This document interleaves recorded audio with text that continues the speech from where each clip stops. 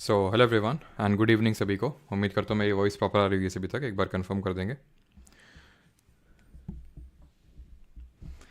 आज हम लोग का बायोलॉजी का सेकंड लेक्चर रहने वाला है, जिसमें कि हम लोग टिश्यूज़ यानी कि ऊतक करने वाले हैं। ठीक है। अब सबसे पहली बात तो ये टिश्यूज़ होते क्या हैं, पहले हम वो जान लेते हैं। ठीक है। तो कल हम लोगों ने क्या पढ़ा था? कल हम लोगों ने पढ़ा था सेल्स के बारे में। ठीक है। तो एक सेकेंड रुकिए।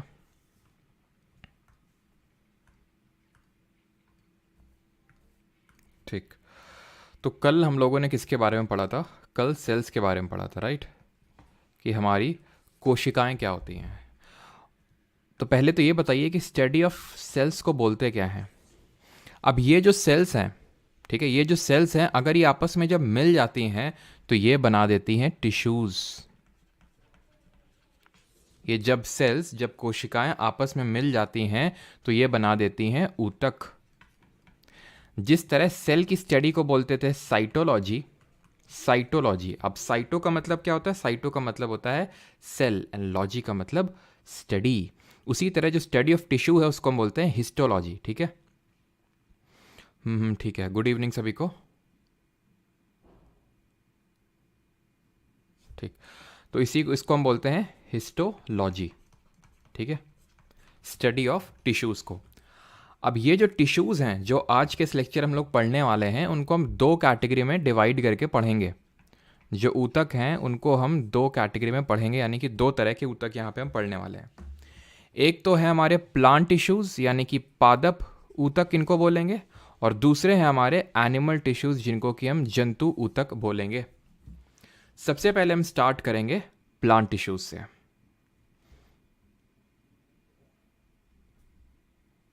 पढ़ने वाले हैं।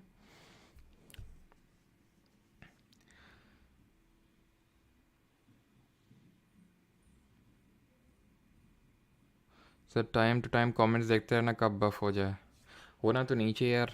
अब अगर हम कमेंट्स देखते रहेंगे तो फिर पढ़ाएंगे कब, है कि नहीं? तो बाकी मैं देखता रहूँगा, ठीक है, बीच बीच पे। राइट। तो चलिए स्टार्ट करते हैं प्लांट टिश्यूज़ से। Definition of plant tissues, type of tissues, plant ये पहले पढ़ेंगे डेफिनेशन क्या होती है, टाइप ऑफ टिश्यूज़ यहाँ पे हम पढ़ेंगे टाइप ऑफ प्लांट टिश्यूज़। दो तरह के आपके प्लांट टिश्यूज़ होते हैं, ठीक है, मेरिस्टेमेटिक एंड परमानेंट। वो भी हम एक एक करके पढ़ेंगे, ठीक है। देन मेरिस्टेमेटिक में इसके तीन पार्ट पढ़ेंगे, देन परमानेंट। इन सबको भूल जाओ भी, ठीक है। आप टिश्यू की मैंने आपको डेफिनेशन बता दी है, group of cells of similar structure combined together to perform a specific function forms a tissue. Importance क्या होती है टिश्यूज़ की, उतना इंपॉर्टेंट है हमारे लिए है नहीं, ठीक है।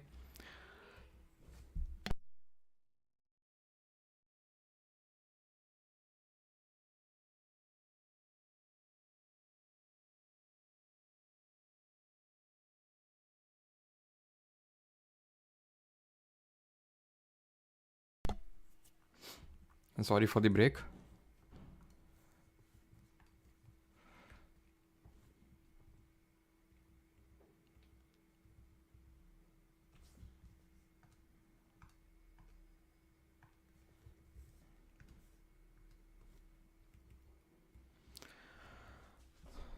दो जो चीज़ें लिखी हुई हैं उसको हम बाद में देख लेंगे, ठीक है। पहले समझ लेते हैं। तो अभी मैंने आपको बताया टिश्यूज़ दो टाइप के होते हैं, plant tissues and animal tissues, ठीक है। सबसे पहले हम देखेंगे यहाँ पे प्लांट टिश्यूज़ को, यानी कि जो हमारे पादप ऊतक हैं। अब ये जो प्लांट टिश्यूज़ हैं इनको हम दो कैटेगरी में डिवाइड करेंगे। सबसे पहले तो एक को बोलेंगे मेरिस्टेमेटिक टिश्यूज़, मेरिस्टेमेटिक टिश्यूज़, और दूसरों को बोलेंगे परमानेंट टिश्यूज़। हिंदी में इनको बोलते हैं विभ ज्योतक ऊतक, और हिंदी में इनको बोलते हैं स्थायी ऊतक। ठीक, ध्यान से समझते रहना, सारी चीज़ें लिखी हुई इसी से मैं दिखा नहीं रहा हूँ क्योंकि पहले समझ लेते हैं, लिख लिख के समझ लेते हैं, ठीक है। उसके बाद वो भी देख लेंगे जो लिखा हुआ है उसमें। तो दो कैटेगरी में मैंने डिवाइड किया प्लांट टिश्यूज़ को, एक को बोला मेरिस्टेमेटिक, दूसरे को बोला परमानेंट। हिंदी में मेरिस्टेमेटिक को बोलते हैं विभ ज्योतक और परमानेंट को बोलते हैं स्थायी ऊतक। अब इनको जो मेरिस्टेमेटिक टिश्यूज़ हैं और परमानेंट टिश्यूज़ हैं इसमें बेसिक डिफरेंस क्या होता है? बेसिक डिफरेंस, जो प्राइमरी डिफरेंस होता है वो ये होता है, मेरिस्टेमेटिक नाम में ये विभ ज्योतक ऊतक। विभ ज्योतक का मतलब होता है विभाजन हो रहा है इनमें, यानी कि इनमें जो है सेल डिवीजन हो रहा है। और सेल डिवाइड होता क्यों है? सेल डिवाइड होता है ग्रोथ की वजह से। तो जब भी ग्रोथ होनी होती है तो सेल डिवाइड होता है। तो यानी कि जो मेरिस्टेमेटिक टिश्यूज़ हैं वो ग्रोथ के लिए रिस्पॉन्सिबल होंगे। ये आपके 3 प्रकार के होते हैं। एक होते हैं आपके एपिकल मेरिस्टेमेटिक टिश्यूज़, दूसरे होते हैं आपके इंटर कैलरी मेरिस्टेमेटिक टिश्यूज़, या फिर इन शॉर्ट इसको इंटर कैलरी नोड्स के नाम से भी जानते हैं। एंड तीसरे टाइप ऑफ हमारे मेरिस्टेमेटिक टिश्यूज़ होते हैं जिनको कि हम लेटरल मेरिस्टेमेटिक टिश्यूज़ के नाम से जानते हैं। ठीक है, अब ये जो एपिकल है, इंटर कैलरी लेटरल है, ये क्या किसके लिए रिस्पॉन्सिबल है? ग्रोथ के लिए रिस्पॉन्सिबल है। अब ग्रोथ किस तरह से होती है? ग्रोथ 2 तरह के तरीके से हो सकती है आपकी ग्रोथ। जैसे कि हम ह्यूमंस की किस तरह से होती है, या तो हम हाइट बढ़ती है हमारी, या तो भाई विड्थ बढ़ती है, या तो हाइट बढ़ती है तो मोटापा बढ़ता है। सिमिलरली प्लांट्स में भी या तो हाइट बढ़ेगी, और मतलब या तो बोलना सही नहीं रहेगा, मतलब हाइट भी बढ़ेगी एंड विड्थ भी बढ़ेगी। तो जो हाइट बढ़ेगी वो एपिकल और इंटर कैलरी की वजह से बढ़ेगी। आई अगेन रिपीट, जो हाइट बढ़ेगी वो एपिकल मेरिस्टेमेटिक टिश्यूज़ और इंटर कैलरी जो नोड्स होती हैं उसकी वजह से बढ़ेगी। जो इनकी चौड़ाई है वो लेटरल मेरिस्टेमेटिक टिश्यूज़ की वजह से बढ़ेगी। अब यहाँ पे आपको चीज़ें समझ में आएंगी जब मैं यहाँ पे आपको दिखाऊंगा कि इंटर जो मेरिस्टेमेटिक टिश्यूज़ हैं इसमें से एपिकल, इंटर कैलरी और लेटरल होते कहाँ पे, लोकेशन क्या होती है। एपिकल होते हैं tips of roots and shoots पे। एपिकल कहाँ पे होते हैं? टिप्स में प्रेजेंट होते हैं। ये तो आप देख रहे हैं शूट में। ऐसे ही जो रूट्स का जो टिप होता है उसमें भी आपको एपिकल मेरिस्टेमेटिक टिश्यूज़ ही देखने को मिलते हैं। इंटर कैलरी जो मेरिस्टेमेटिक टिश्यूज़ होते हैं वो बीच बीच में आपको देखने को मिलते हैं। जैसे फॉर एग्जांपल मान लेते हैं कि ये कोई पेड़ है, ठीक है, बकरी आई, बकरी खा गई ऊपर से, तो ऐसा तो है नहीं कि पेड़ बढ़ेगा नहीं अब, तो उसकी ग्रोथ के लिए अब कौन रिस्पॉन्सिबल होगा? Inter calorie meristematic tissues. जैसे फॉर एग्जाम्पल आपने वो गन्ना देखा हो, गन्ने में बीच बीच में इस तरह से नोड्स प्रेजेंट होती हैं, that are intercalary meristematic tissues. अब लेटरल अगर आप ध्यान से देखें तो लेटरल किसके लिए रिस्पॉन्सिबल थे? लेटरल का मतलब होता है साइडवेज, साइड में जो प्रेजेंट होते हैं, और ये साइड से बढ़ते हैं तो इसलिए मोटापा बढ़ाते हैं ये पेड़ का, तो इनको बोलते हैं लेटरल मेरिस्टेमेटिक टिश्यूज। क्लियर हो गई इतनी चीज़? तो अभी हमने क्या पढ़ा, क्या है? हमने ये पढ़ा है कि टिश्यूज होते क्या हैं? ग्रुप ऑफ सेल्स, यानी कि कोशिकाओं का जो समूह होता है जो एक डेफिनेट फंक्शन परफॉर्म कर रहा है उसको हम ऊतक बोलते हैं, दैट इज टिश्यूज बोलते हैं। अब ये जो टिश्यू होते हैं ये 2 तरह के होते हैं, plant tissues and animal tissues, यानी कि पादप ऊतक और जंतु ऊतक। प्लांट टिश्यूज को हमने 2 कैटेगरी में डिवाइड किया, मेरिस्टेमेटिक एंड परमानेंट। मेरिस्टेमेटिक विभज्योतक ऊतक जो होते हैं इनमें सेल डिवीजन हो रहा है कॉन्टिन्यूसली, जिसकी वजह से ये ग्रोथ के लिए रिस्पॉन्सिबल होते हैं। 3 तरह के होते हैं, apical meristematic tissues, inter calorie nodes, and तीसरा होता है हमारा लेटरल मेरिस्टेमेटिक टिश्यूज। अब ये जो एपिकल है जिसको कि हम हिंदी में बोल सकते हैं शीर्षस्थ विभज्योतक, ये tips of roots and shoots में प्रेजेंट है। जो इंटर कैलरी मेरिस्टेम है जिसको हम अंतर्वष्टि विभज्योतक ऊतक बोल सकते हैं, ये बीच बीच में प्रेजेंट है। और लेटरल मेरिस्टेमेटिक का लोकेशन अगर देखें तो ये साइड में प्रेजेंट है। क्लियर है इतनी चीज़? अब यहाँ पे हम आएंगे किस पे? यहाँ पे अब ये जो चीज़ें लिखी हुई इसको देख लेते हैं अभी, ठीक है। मेरिस्टेमेटिक टिश्यू हमारा खत्म हो गया, उसको देख लेते हैं। ग्रोइंग रीजन्स ऑफ प्लांट्स में देखने को मिलेगा, स्फेरिकल, ओवल, रेक्टेंगुलर शेप किसी का भी हो सकता है। इंटर सेलुलर स्पेसेस एब्सेंट होती नहीं होती हैं। वैक्यूल्स एब्सेंट होता है, ये इंपॉर्टेंट चीज़ है। ये इंपॉर्टेंट चीज़ है कि जो मेरिस्टेमेटिक टिश्यू होते हैं उनमें वैक्यूल्स एब्सेंट होता है। कमेंट में आप बताएंगे जल्दी से, जो हमने कल पढ़ा था कि ये जो वैक्यूल्स होते हैं ये किस चीज़ के लिए रिस्पॉन्सिबल होते हैं, इनका फंक्शन क्या होता है वैक्यूल्स का, कल हम लोगों ने देखा था। इनका फंक्शन क्या होता है बताइए वैक्यूल्स का? तो हमने देखा था कि वैक्यूल्स का फंक्शन होता है प्लांट को रिजिडिटी एंड टर्जिडिटी प्रोवाइड करना। एनिमल्स में भी होते हैं वैक्यूल्स, लेकिन एनिमल्स में टेम्परेरी होते हैं, स्मॉल होते हैं साइज में। वहीं अगर हम बात करें प्लांट में तो बड़े होते हैं काफ़ी एंड परमानेंट नेचर के होते हैं वैक्यूल्स। ठीक, अब वैक्यूल्स में एक चीज़ हमने पढ़ी थी, एंड वो ये चीज़ ये थी कि ये प्लांट सेल में तकरीबन 90%, 50 to 90% जो है उस सेल का वॉल्यूम ऑक्यूपाई करके रखते हैं। ठीक है, तकरीबन 50 to 90% जो है वो सेल का वॉल्यूम ऑक्यूपाई करके रखते हैं वैक्यूल्स। अब खुद सोचिए, इन सेल को डिवाइड होना है, इन ये जो टिश्यूज़ हैं इनको डिवाइड होना है। अब ऐसे टिश्यू जिनको डिवीजन करना है उसमें अगर बड़े बड़े वैक्यूल्स होंगे तो सेल डिवीजन में थोड़ी सी दिक्कत होगी कि नहीं होगी? क्योंकि यहाँ पे सेल डिवाइड करना है ना, बिकॉज ग्रोथ के लिए रिस्पॉन्सिबल है। तो इसलिए वैक्यूल्स को हटा देते हैं। ऐसे आप इमेजिन कर सकते हो, जैसे फॉर एग्जाम्पल मान लेते हैं ये मिस्टर ए है, ठीक है, या फिर मिस्टर एक्स हैं, ये मिसेज वाई हैं। मान लेते हैं दोनों लोगों को कुछ गतिविधियाँ करनी है, ठीक है, तो कुछ गतिविधियाँ अगर करनी, मान लो कि ये हैं भाई साहब मिस्टर एक्स जो हैं ये काफ़ी मोटे हैं, ये ठीक काफ़ी ज़्यादा मोटे हैं। ये जब ये गतिविधि करना चाहेंगे तो इनका पेट जो है काफ़ी बीच में अड़ंगे डालेगा। तो क्या ये फेवरेबल है कि बड़ा सा पेट हो? नहीं हो, ठीक है। तो वैक्यूल्स अगर बड़ा सा हो तो क्या सेल डिवीजन में फेवरेबल है? नहीं है। तो इसलिए वैक्यूल्स एब्सेंट होता है, इंपॉर्टेंट है। साइटोप्लाज्म जो होता है उसमें डेंस घना होता है, सेल वॉल सेल्यूलोज की बनी होती है, कोई इंपॉर्टेंट नहीं है क्योंकि आपको पता है यार सेल वॉल सेल्यूलोज की बनी होगी, ठीक है, कल पढ़े थे हम लोग, और सेल डिवीजन के रिस्पॉन्सिबल होते हैं, ठीक है। एंड देन उसके बाद apical present at the shoot and root के टिप्स में प्रेजेंट होगा, लेंथ बढ़ाता है इनकी। लेटरल आपका साइड में प्रेजेंट होता है, गर्थ भी बोलते हैं इसको, ध्यान रखना इसकी लोकेशन गर्थ, गर्थ का मतलब वही होता है नीचे साइड की ओर, ठीक है। प्रेजेंट बीनीथ द बाक। इंटर कैलरी जो होता है present at the base of leaves. Base of leaves क्या होता है? जैसे ये पत्ती होती है यहाँ पे, ठीक है, तो बेस में प्रेजेंट होगा, तो इसी से तो पत्ती की ग्रोथ होगी, तो बीच बीच में यहाँ पे प्रेजेंट होता है, ये बीच में। इंटर कैलरी का मतलब ये बीच में, ये जो लीव्स और इंटर नोड्स की लेंथ इंक्रीज करता है। क्लियर हो गई इतनी चीज़? बैक टू उसी में आते हैं जो हम यहाँ बना रहे थे, परमानेंट पे आते हैं अभी, ठीक है। क्लियर हो गया है सबको? किसी को कोई प्रॉब्लम तो नहीं है? एक बार देख लेते हैं कि बफरिंग वगैरह तो कुछ नहीं हो गई फिर से। हाँ, तो ये ऐसे एग्जाम्पल ज़्यादा समझ में आता है ना। गतिविधि से मतलब है फॉर एग्जाम्पल, मतलब पढ़ाई लिखाई करना चाहते हैं वो, गतिविधि से मेरा मतलब ये है।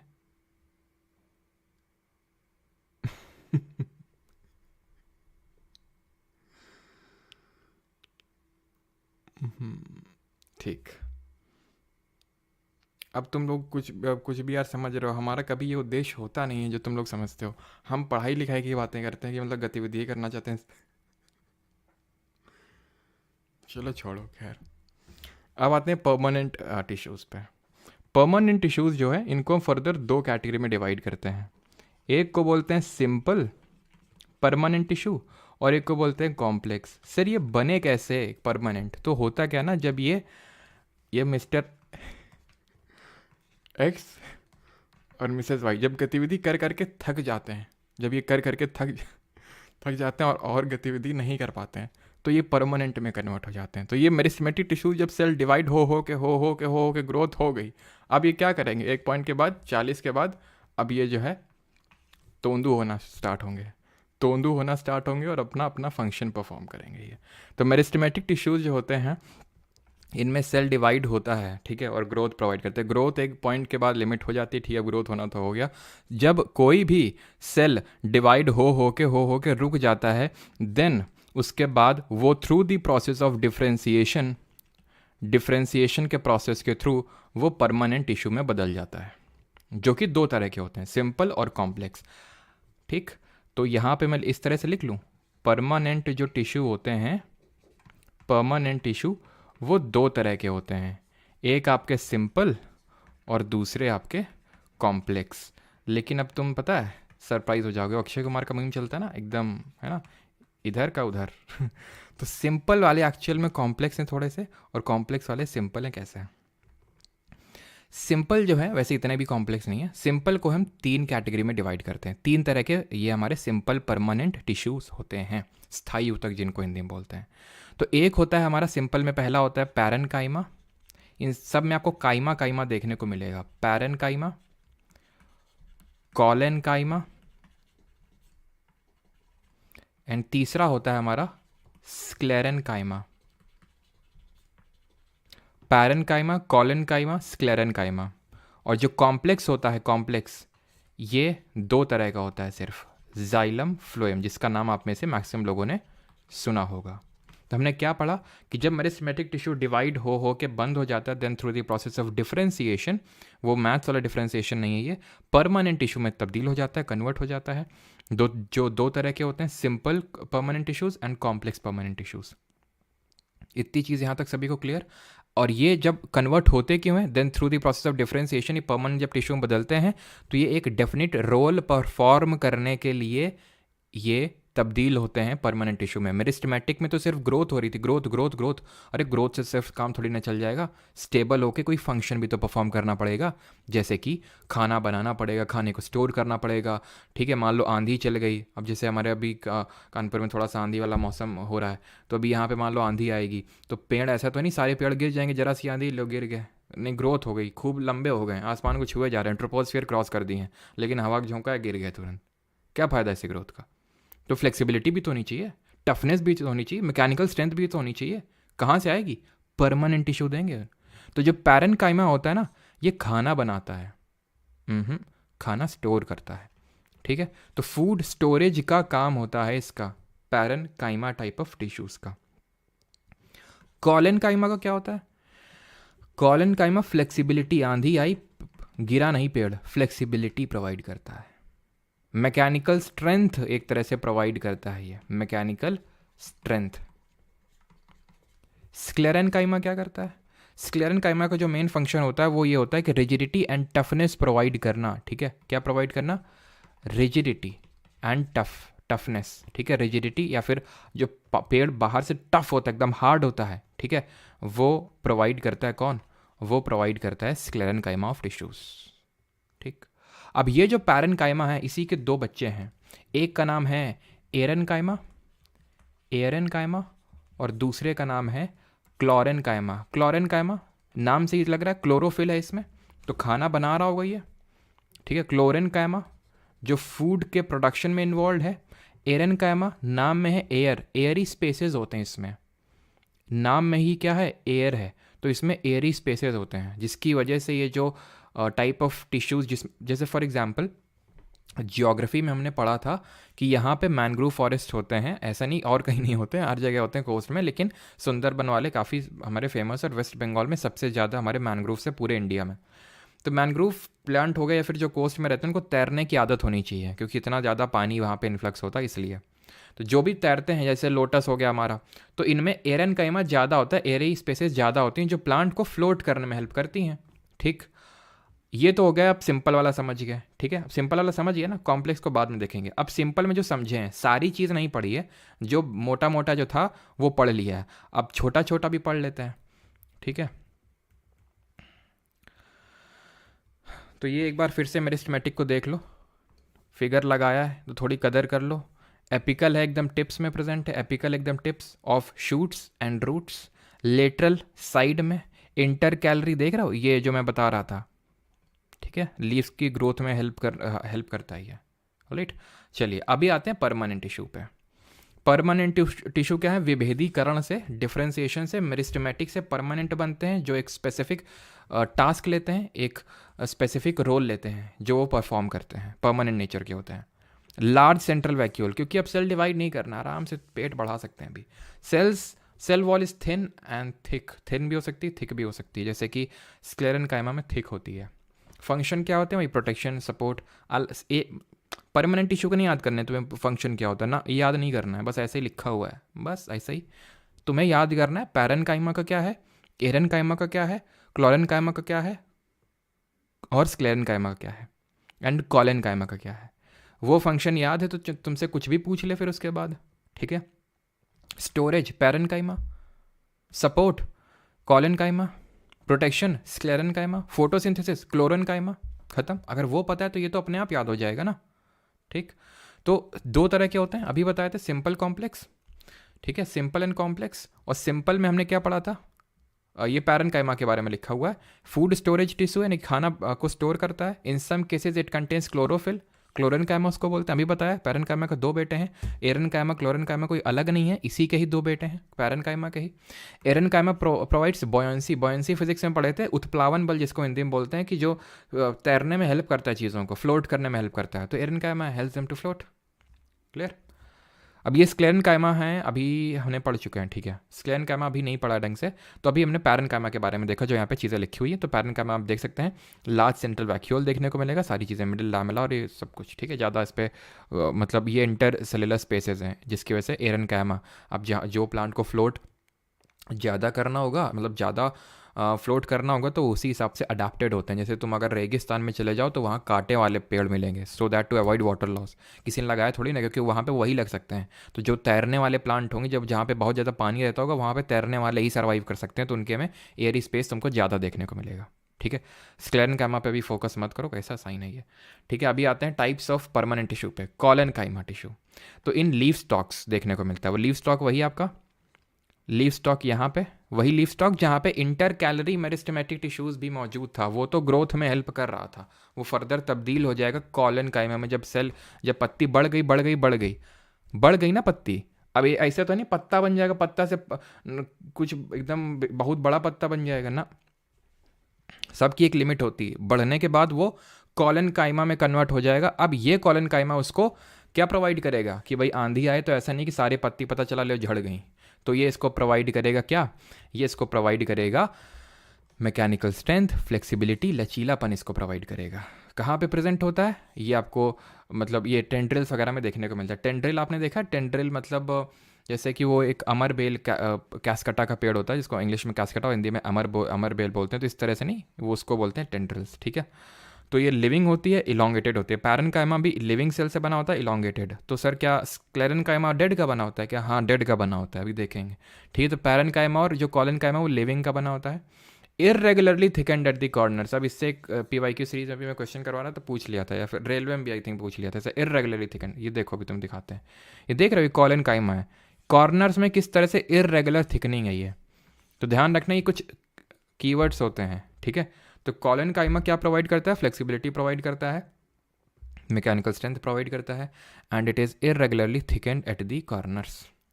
ठीक है, और बहुत कम इंटरसेलुलर स्पेसेस होती हैं, पैरेन्काइमा जितनी नहीं होती हैं, क्योंकि पैरेन्काइमा के अंदर एरेन्काइमा है इसलिए। ठीक, किसी को यहाँ तक डाउट नहीं होगा आई थिंक। पहले मैं स्क्लेरेनकाइमा खत्म कर लेता हूँ, फिर अगर डाउट होगा तो आप पूछ लेंगे। स्क्लेरेनकाइमा टिश्यूज पे आते हैं। स्क्लेरेनकाइमा टिश्यू का फंक्शन क्या होता है? तो पहली बात तो ये ध्यान रखना है, जो स्क्लेरेनकाइमा टिश्यूज होते हैं ये डेड सेल से बने होते हैं, ये वो लिविंग सेल से बने होते हैं, डेड सेल से बने होते हैं। इनका फंक्शन ये होता है कि प्लांट को, किसी भी प्लांट को ये हार्ड एंड स्टिफ बनाते हैं, एकदम कठोर, ताकि कोई जरा मारे इन पे तो उसी के लगे, इनके ना लगे। ठीक है, ये जो सेल्स होते सेल्स तो मैंने बता दिए जो डेड सेल से बने होते हैं। एंड यहाँ पे अगर आप ध्यान से देखें तो ये लॉन्गिट्यूडनल जो सेक्शन है ये नैरो ल्यूमन है। ल्यूमन ये जो पार्ट है ना बीच में, ये खुला हुआ पार्ट, इसको बोलते हैं ल्यूमन। तो ये नैरो है, ठीक है, लॉन्ग है, नैरो ल्यूमन है। एंड अगर आप ध्यान से देखें तो इसमें लिखा हुआ लिग्निफाइड थिक वॉल। अब ये हार्ड एंड स्टिफ है, तो कोई ऐसा बोलते हैं ना मोटी चमड़ी वाला है, ये मोटी चमड़ी वाला है, मतलब इसको चाहे कुछ भी बोल दो कुछ फ़र्क ही नहीं पड़ता, कुछ भी सुना दो कुछ फ़र्क ही नहीं पड़ता, मोटी चमड़ी वाला है, यानी इसकी चमड़ी मोटी। उसी तरह इसको कुछ भी कर लो, इतना हार्ड एंड स्टिफ है। क्यों? क्योंकि इसकी जो वॉल्स हैं वो थिक हैं, वॉल्स आर थिकेंड। लेकिन क्यों वॉल्स थिक क्यों है? क्योंकि इसमें लिग्निन नाम का एक केमिकल रिलीज होता है, वो लिग्निन इसको थिक बना देता है, इसको मोटा बना देता है। तो यहाँ पे आप देखिए लिग्निफाइड थिक वॉल्स हैं, ये लिग्निफाइड थिक वॉल्स हैं। ठीक है, कहाँ पे देखने को मिलेंगे? कहाँ पे देखने को मिलेंगे? तो ये आपको जो वेन्स ऑफ लीव्स होती हैं, वेन्स ऑफ लीव्स। अच्छा, आपको अभी मैं बताता हूँ, एक आपने वो देखा होगा, ये कोकोनट तो सबने देखा होगा ना, नारियल, इसको हम बोलते हैं हस्क ऑफ कोकोनट, नारियल की भूसी, हस्क ऑफ कोकोनट। कितना हार्ड होता है ये, होता है कि नहीं होता है? इसमें स्क्लेरेनकाइमा होता है बहुत ज़्यादा, इसलिए ये हार्ड इतना स्टिफ होता है। तो ये इसका एक सबसे बेस्ट एग्जांपल है हस्क ऑफ कोकोनट। जो लीव्स की वेन्स होती हैं वहाँ पे देखने को मिलेगी। किसी सीड या नट जैसे कि अखरोट हो गया, ठीक है, पिस्ता हो गया, उसमें आपने देखते होंगे वो जो नट का जो कवरिंग होता है वो स्क्लेरेनकाइमा से बना होता है। क्लियर इतनी चीज़? तो स्क्लेरेनकाइमा का फंक्शन देख लिए, एंड स्क्लेरेनकाइमा कहाँ मौजूद होता है ये भी हम देख लिए। अब किसी कोई डाउट हो तो यहाँ पे पूछ सकता है। देन हम स्टार्ट करते हैं प्रोटेक्टिव टिश्यू और उसके बाद कॉम्प्लेक्स परमानेंट वाले। सर GD के पेपर दोबारा कंडक्ट होंगे, क्यों?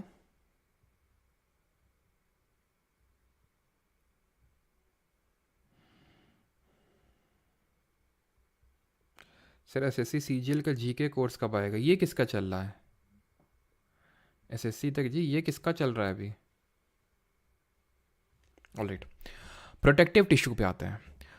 जो प्रोटेक्ट करने का काम होता है, दो तरह के होते हैं, एपिडर्मिस, कॉर्क। अच्छा, हमारी जो हम ह्यूमंस होते हैं एक आउटर कवरिंग होती है जिसको स्किन बोलते हैं कि नहीं बोलते हैं, जो पूरा कवर करके रखा है, खाल उतार देंगे, मार मार के तुम्हें खाल उतार देंगे, बोलते हैं कि नहीं, टीचर बोलते थे हमारे, मार मार के खाल उतार देंगे, एक टीचर थे हड्डियाँ तोड़ देंगे मार मार के। अरे भाई क्यों हैं, मतलब एकदम कभी कभी जानवरों की तरह बिहेव करते थे हम, नाजुक से बच्चों को इतनी, खैर छोड़िए, आगे बढ़ते हैं। एपिडर्मिस, कॉर्क, दो तरह के प्रोटेक्टिव टिश्यूज़ होते थे ये। अब ये जो एपिडर्मिस है उसको हम पहले पढ़ते हैं, तो ये कहाँ पे मिलेगा, outer most layer of all the plant, जैसे हमारी स्किन आउटर मोस्ट लेयर होती है ना, वैसे ही एपिडर्मिस आउटर मोस्ट लेयर होती है सारे प्लांट, जो जितने भी प्लांट होते हैं उनकी आउटर मोस्ट लेयर होती है, लीव्स में, फ्लावर में, स्टेम में, रूट में, और हर जगह इनका अलग अलग फंक्शन होता है। जैसे कि फॉर एग्जांपल अगर हम बात करें, ये रूट्स में यहाँ लिखा भी होगा आई थिंक, पहले देख लेते हैं, वही protects all the parts of the plants, plants of dry habitats have thicker epidermis, prevent water loss, ये वाटर लॉस को प्रिवेंट करते हैं। Epidermal cells on the aerial part of plant secrete waxy secretions, waxy secretion prevent from injury, water loss, fungi infection. अभी हम देखेंगे क्या वैक्सी secretions होते हैं, ठीक है। तो ये वैक्सी सेक्रेशंस होते हैं क्यूटिन, तो क्यूटिन की एक लेयर बन जाती है, क्यूटिन रिलीज होता है, और उसके जैसे कि अभी हम देखे थे लिग्निन रिलीज होता है स्क्लेरेनकाइमा टिश्यूज़ के द्वारा। उसी तरह एपिडर्मिस जो है रिलीज करते हैं क्यूटिन, जिससे वो लेयर पूरी बन जाती है क्यूटिकल। तो cutin is a vaccine material and water resistant होता है। अब जैसे कि अगर तुम कैक्टस देखो, वो है ना, कैक्टस जो डेजर्ट्स में होता है कितना मोटा होता है, वो कितना मोटा होता है, तो क्यों, क्योंकि वहाँ पे बहुत ही वाटर लॉस को बहुत ही प्रिजर्व करना है, क्योंकि वाटर पहले से ही कम है, वाटर लॉस हो जाएगा तो फिर बचेगा क्या, है ना। तो एक ट्रांसपिरेशन करके प्रोसेस होता है, ठीक है। ट्रांसपिरेशन का मतलब एक प्रोसेस होता है जिससे जो प्लांट्स, जो लीव्स होती हैं, फिर जो प्लांट्स होते हैं, प्लांट्स में लीव्स होती हैं, लीव्स में आपके अभी हम देखेंगे स्टोमेटा होते हैं, ठीक है, स्टोमेटा होते हैं जहाँ से ट्रांसपिरेशन होता है, जहाँ से क्या होता है, ट्रांसपिरेशन यानी वाटर लॉस होता है, तो उसको रेजिस्ट करने की कोशिश करते हैं ये, ठीक है। Cuticle aids in protection against water loss, injury and invasion of fungus, इससे हमें प्रोटेक्ट करते हैं ये, ठीक है, ताकि कोई फंगस कवक ना इन्वेट कर दे, वाटर का लॉस ना हो और इंजरी कोई ना हो, ठीक है, थोड़ा सा सॉलिड बनाते हैं। Epidermal cells of the roots form hair like structure, तो जो एपिडर्मल सेल्स जो रूट्स की होती हैं वो हेयर लाइक स्ट्रक्चर बनाते हैं। तो जो रूट्स में जब हमें एपिडर्मल सेल देखना, अब कभी कभी ऑब्जर्व करना, इस तरह से हेयर लाइक स्ट्रक्चर होंगे, ये इनका मेन फंक्शन क्या होता है, इनका मेन फंक्शन होता है सरफेस एरिया, पृष्ठीय क्षेत्रफल को इंक्रीज कर देना, सो दैट वाटर का एब्जॉर्प्शन अच्छा हो, पानी जल्दी से अच्छे से सोख ले, इसलिए उसमें हेयर लाइक स्ट्रक्चर होते हैं, बाल की तरह, ठीक है। वही same cheese in leaves, epidermal cells form stomata, leaves में, पत्तियों में आपको स्टोमेटा देखने को मिलेगा, जैसे हमारी पूरी खाल है, ठीक है। अब ऐसे तो है नहीं पानी पिया पूरा खाल, पूरा पानी निकल गया, लेकिन हमारा स्वेटिंग भी होता है, तो स्वेटिंग कहाँ पे होता है, जो छोटे छोटे छोटे छोटे जो आप बोल सकते हो पोर्स होते हैं, तो उसी तरह छोटे छोटे पोर्स इसमें होते हैं लीव्स में, जो हमें दिखते नहीं नेकेड आई से, तो ये स्टोमेटा बोलते हैं। स्टोमेटा को गार्ड करते हैं guard cell, so that stomata खुले ना रह जाएं, ऐसे ठीक खुले रह जाएंगे तो पानी बह जा रहा है, बहा जा रहा है, बाहर आ जाए, वाटर लॉस हो गया, पूरा बंद हो गया, लो भैया पानी जा ही नहीं पा रहा, फूल गए, तो ये क्या करते हैं, गार्ड सेल इनको गार्ड करते हैं बैठ के। हमेशा ध्यान रखना, जो लीव होती है उसके नीचे प्रेजेंट होते हैं स्टोमेटा, नीचे होता है स्टोमेटा, ठीक है। और ये मेन फंक्शन क्या होता है, गैसियस एक्सचेंज जो होता है, कल आपको एल्वियोलाई के बारे में बता रहा था, तो एल्वियोलाई में गैसियस एक्सचेंज होता है ह्यूमंस में, उसी तरह प्लांट में गैसियस एक्सचेंज होता है स्टोमेटा के थ्रू, और यहाँ से आपका वाटर लॉस भी होता है, जिसको हम ट्रांसपिरेशन बोलते हैं, ठीक है। गटेशन क्या होता है, गटेशन जो होता है वो हाइडाथोड के होता है, हाइडाथोड्स के थ्रू होता है वाटर लॉस, ये हम आगे भी वैसे देखेंगे, हाइडाथोड्स करके प्लांट से प्रेजेंट होते हैं, उनसे होता है, और ये रात में होता है, नाइट में। जो ट्रांसपिरेशन होता है स्टोमेटा से होता है, डे टाइम में होता है। तो ये आप देख पा रहे हैं, ये स्टोमेटा है एंड ये गार्ड सेल्स हैं, तो क्लोजिंग और ओपनिंग उसी हिसाब से आपकी होती है इसकी, ठीक है। तो अभी आते हैं कॉर्क पे, क्यों, क्योंकि हमने पढ़े थे दो तरह के प्रोटेक्टिव टिश्यूज़ पढ़ने थे, एक तो एपिडर्मिस और कॉर्क, ठीक है। तो एपिडर्मिस हमने देखा क्यूटिकल, जो इसको थोड़ा सा थिक बना रहा है, जिसकी वजह से वाटर लॉस अवॉइड होगा, इन्वेजन फ्रॉम फंगस, एंड इसको एक तरह से प्रोटेक्शन प्रोवाइड कर रहा है। कॉर्क क्या होता है, कॉर्क डेड सेल से मिलकर बना होता है, ये भी आपका एक प्रोटेक्टिव टिश्यू होता है। बाकी इसकी वॉल्स में सुबेरिन नाम का एक केमिकल रिलीज होता है, suberin. I again repeat, sclerenchyma में क्या रिलीज हो रहा था, स्क्लेरेनकाइमा में लिग्निन रिलीज हो रहा था।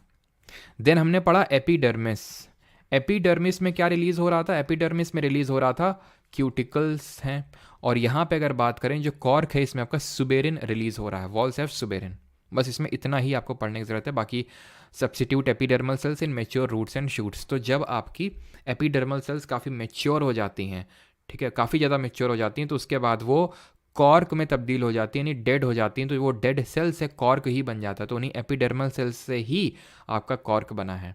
तो ये प्रोटेक्शन प्रोवाइड करते हैं और ये गैसेस एक्सचेंज को भी थोड़ा बहुत रेगुलेट करते हैं, ठीक है। ये कॉर्क सेल का डायग्राम है।